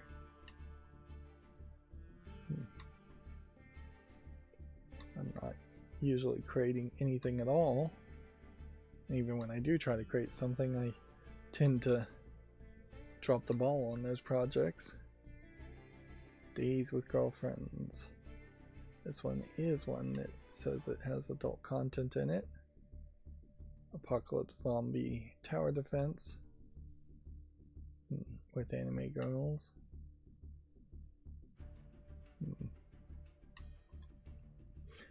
I saw a meme where it was a picture of a life note, as in a contrast to a death note, where I guess the assumption is you write the name of something or someone down in a life note and think of that person's face, and then 2 minutes later they come back to life, unless you give more instructions as far as how they come back to life, which would be a difficult thing certainly to implement and think about if they were to try and make a story around something like that. It would be an interesting twist to say that such a thing exists, but that almost feels like that would be the porn parody of Death Note, where you would, instead of bringing dead people back to life, you perhaps would create babies and then impregnate people just by thinking of them and writing their name down in the notebook.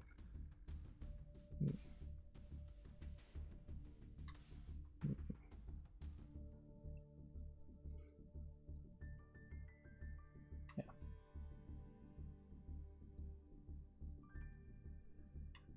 And as far as Death Note as an anime and a story,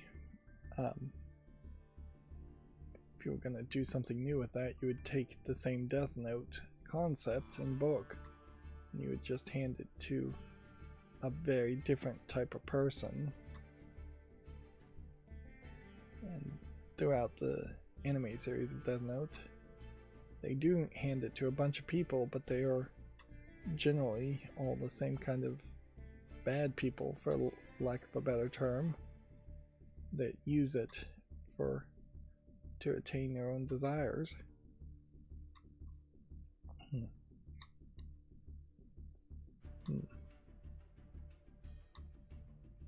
Yeah.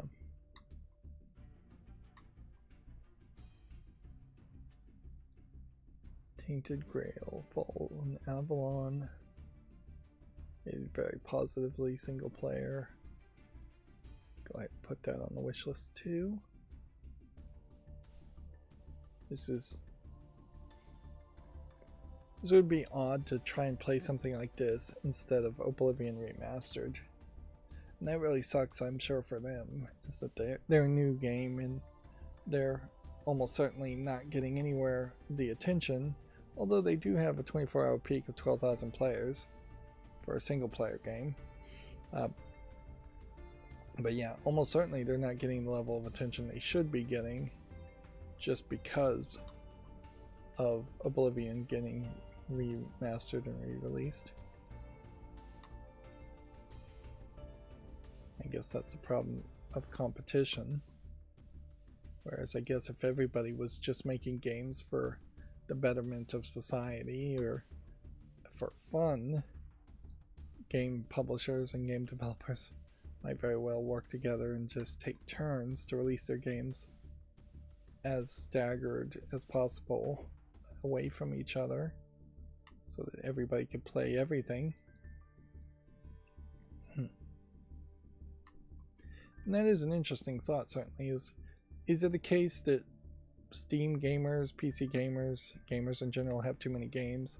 Or is it a case that too many games come out at the same time? And if things were staggered, there would be a lot more games being played.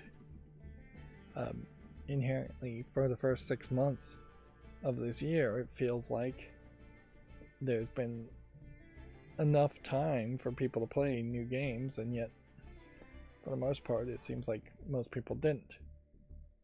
Alright, well, we're at the point where it says the end of the show. We still didn't have any video game news fall list cleanup happen, so I don't know why the macro isn't working there. I don't know why the macro is glitching. I think over the weekend I have a mandate to try to work on my macros once again until I finally get them working, and then I can hopefully swear off working on them for quite a long time. But yes, I'll probably do some other stuff too. Anyways, that's going to be it for the stream. As always, I ask you to like, share, subscribe,